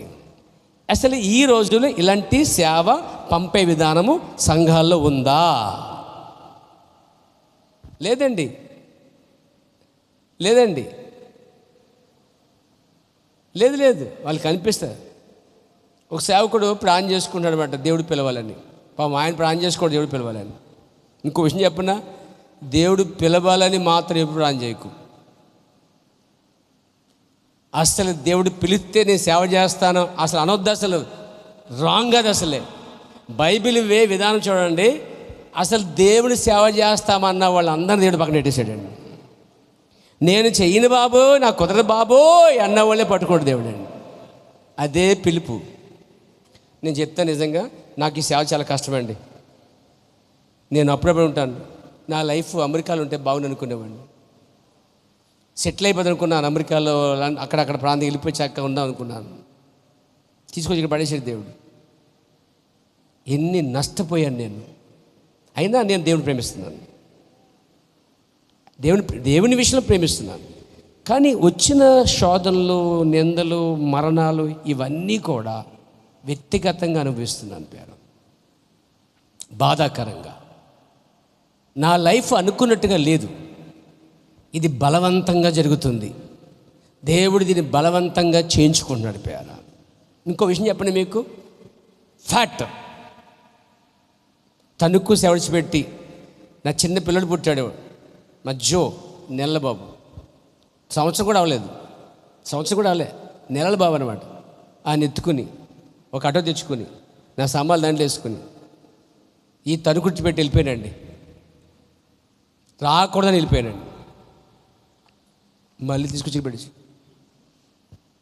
మోషే జీవితంలో జరిగింది, నా జీవితంలో జరిగింది ప్రేర. ఎగ్జాక్ట్లీ మోషే అంతటి వాడిని కాదు, కానీ ఆయన గోర్కు సరిపోను. బట్ నా జీవితంలో అలాంటిది జరిగిందని చెప్తున్నాను. వెళ్ళిపోయిన వాడిని మళ్ళా తీసుకొచ్చి అక్కడ సేవలేదు, ఇక్కడ సేవలు మళ్ళీ అక్కడే పెట్టాను, అక్కడే ఇక్కడ పెట్టాను. మళ్ళీ ఏది వద్దనుకున్నామో మళ్ళీ ఎక్కడ స్థలం దొరికింది, ఇక్కడ చచ్చికట్టబోతున్నాం. మళ్ళీ నాకు అక్కడ కూడా ఇష్టం లేదు, కానీ అక్కడికి వెళ్తాం. ఇలాంటి చేదైన అనుభవం గల సేవలో, కఠినమైన ఈ సేవలో ఎవరు ఇష్టపడతారు బ్రదర్? ఎవరైనా వచ్చి చేతి ఇచ్చి వెళ్ళిపోతారు. అయినా ఆశపడకండి. దేవుడు వాళ్ళ కార్యాన్ని, దేవుడు చేయల కార్యాన్ని. అందుకే దేవుడు ఈ సంఘం విషయంలో చాలా పట్టించుకుంటున్నాడండి. నా విషయంలో కానీ మీ విషయంలో కానీ ఎవరైనా డిస్టర్బ్ చేస్తుంటే దేవుడు వారిని జాగ్రత్తగా ట్రీట్మెంట్లోకి తీసుకెళ్ళి ఆడించి జాలించి మారుమంతా తీసుకొస్తున్నాడు. లేదా ముంచి పడేస్తాడు, లేదా నరకలో పడేస్తాడు, తోసి పడేస్తాడు దేవుడు అవసరం అయితే. అందుకే అంటున్నాను, ఇది అభిషేకించబడిన సేవ, ఇది పిలువబడిన సేవ, దేవుడు చెబితే వచ్చిన సేవ ఇది. ఎవరన్నా బాబు బ్యాగ్ ఇస్తాను బతకరాని నాకు బ్యాగ్ ఇస్తే అప్పుడు ఏ పని లేకుండా ఉండి ఏ పని లేక ఈ పని బాగుందని చెప్పి ఓ బ్యాగ్ వేసుకుని సేవకు వచ్చినోడి కాదండోయ్. No no. అంతేకాదు తణుకులో సంఘాలని చీల్చేసి సంఘం పెట్టినోడు కూడా కాదు నేను. అసలు ఈ సంఘాలతో సంబంధం లేదు మనకి, అసలు ఈ జనంతో సంబంధం లేదు మనకి. ఉన్న ఆర్మీ ఒక్కడే వచ్చాను, ఈరోజు ఇన్ని ఆత్మలు వచ్చైపోయారా. నా జీవితాలు చాలామంది నా చేతులు సహాయపడ్డాయి, వివాహాలు చేసాయి, ఉద్యోగులు ఇచ్చాయి, ప్రార్థన చేసాయి, స్వస్థతలు ఇచ్చాయి. నేను అందరికి ఉపయోగపడ్డాను. కానీ చాలామంది కొంతమందిని ఉపయోగపడ్డారు, ఎక్కువ మంది నాకు ఉపయోగపడలేదు పేర. ఆ తక్కువ మందిని బట్టి దేవుడు వాడుకుంటున్నాడు, నడిపిస్తున్నాడు. దేవుడు నామన మహిమ కలుగును గాక. కాబట్టి చేతులేసి ప్రార్థన చేసి ఉపవాసం ఉండి పంపిస్తున్న చూడండి, అది దైవ కార్యం, సేవా విధానము అదే. అలాగే వెళ్ళాలి. రేపు ప్రభు దిగొచ్చి మన మధ్యకి పలానా చోట ఇదిగో పలానా వ్యక్తి వద్దకు పంపించాలి, ఇది అభిషేకించమని చెప్తే దేవుడు చేయడానికి సిద్ధంగా ఉన్నాను పేరు. అప్పుడు అమ్మాయ్యా ఎక్కడికి దూరంగా వెళ్ళిపోతాను, మొత్తానికి అప్పగించేసి ప్రశాంతంగా ఉంటుంది నాకు అనిపిస్తుంది. నిజమండి, ఇది బలవంతంగా జరుగుతున్న సేవ అండి. కానీ లోపల దేవుని ప్రేమిస్తున్నాను నేను. ఆయన కొరకు చేస్తున్న పని, ఆయన నాకు ఇచ్చిన పని పూర్తి చేయడం కొరకు చేస్తున్న పని ఇది. ఎవరికి పోటీ కాదు, ఎవరితో సమాధానం లేదు, ఎవరికి సమాధానం చెప్ప అవసరం కూడా లేదు. దేవుడే దీని వెనుకున్నాడు. దీని మీద చాలామంది కనుపడ్డాయి. ఈ నల్లని సుందర స్త్రీని వశపరుచుకుందామని చాలామంది చూశారు. సులమ్మితిని నిన్ను వశపరుచుకుందామని, ఇది లొంగదుగా, ఇది అందమైందే, నల్లది, తెలివైంది, క్రీస్తు చేసినందు భయభక్తి కలది, దేవుని కోసం ప్రత్యేకంగా వాక్యం కోసం నిలబడిన దేవునికి ప్రియులన్నమాట. ఇది యేసుక్రీస్తుకే వశపడబడదు తప్ప ఎవరికి వశం అవ్వదు. ఏ సంస్థ నాయకుడికి ఇది వశం కాదు. రేపు మీరైనా అలాగే ఉండండి. దేవునికి స్తోత్రము కలుగును గాక. చూడండి, రాత్రంతా ప్రార్థన కూటం, దాన్ని బట్టి వారు ఏమై ఉన్నారో దాన్ని వారు చూపించవలసి ఉన్నారు. ఎవరు? శద్రక్ మెషక్ అబేద్నెగోలు. Praise the Lord. సహోదరుడా, క్రైస్తవుడని చెప్పుకొనుచు ప్రతి మనుషుడు ఏదో ఒక సమయమున మీరు ఏమై ఉన్నారో దాన్ని చూపించుకోవాల్సి ఉన్నారు. మీరు క్రైస్తవులని చెప్పుకోగలిగితే మీ జీవితంలో ఏదో ఒకటి చూపించుకోవాలి. సాక్షి రూపములో దయ్యం మిమ్మలను సవాలుకే పిలుస్తుందట. Glory to God.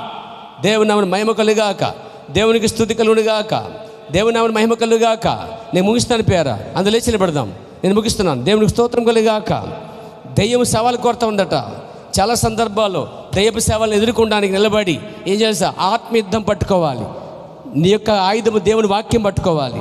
నీ డాలు, నీ కత్తి, నీ యొక్క వస్త్రధారణ, దేవుని సర్వంగ కవచం ధరించి ఆత్మ సంబంధంగా యుద్ధం చేసే సమయం ఆసనం అనిపోయారా.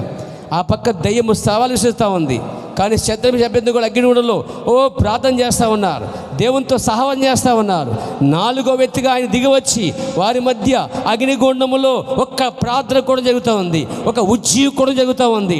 దేవుడు వారి మధ్య ఉన్నప్పుడు మరణము సైతం జయించగలిగారు, అగ్నిగుండం చల్లార్చగలిగారు. అగ్ని బలాన్ని చల్లార్చి దేవునితో సహవాసం చేస్తూ ఉన్నారు. అంటే అగ్ని లాంటి శ్రమలు వచ్చినా కానీ దేవుని విడిచిపెట్టకూడదు వీల్లేదు.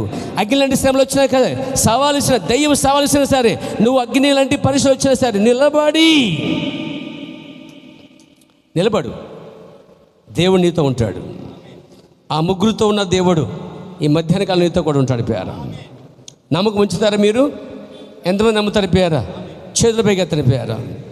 దేవుడు మన మధ్య పరిశుద్ధాత్మ రూపం దిగి రావాలన్నప్పుడు ఆయన మన మధ్యలో పనిచేసే విధానం చూడండి. నిజంగా సంఘమంతా ఉపవాసం ప్రార్థన చేసినప్పుడు దేవుడు అన్నాడు, సౌలుని బర్నబాని నా కోసం పంపించండి. ప్రార్థన చేసి చేతులు వేసి పంపించే విధానం చూడండి, ఎంత చక్కటి క్రమమై ఉన్నదో చూడండి. దేవుడు క్రమాన్ని గౌరవిస్తున్నాడు. దేవుడు అలాంటి సాక్ష్యాన్ని కోరుతున్నాడు సంఘం నుంచి. మీరు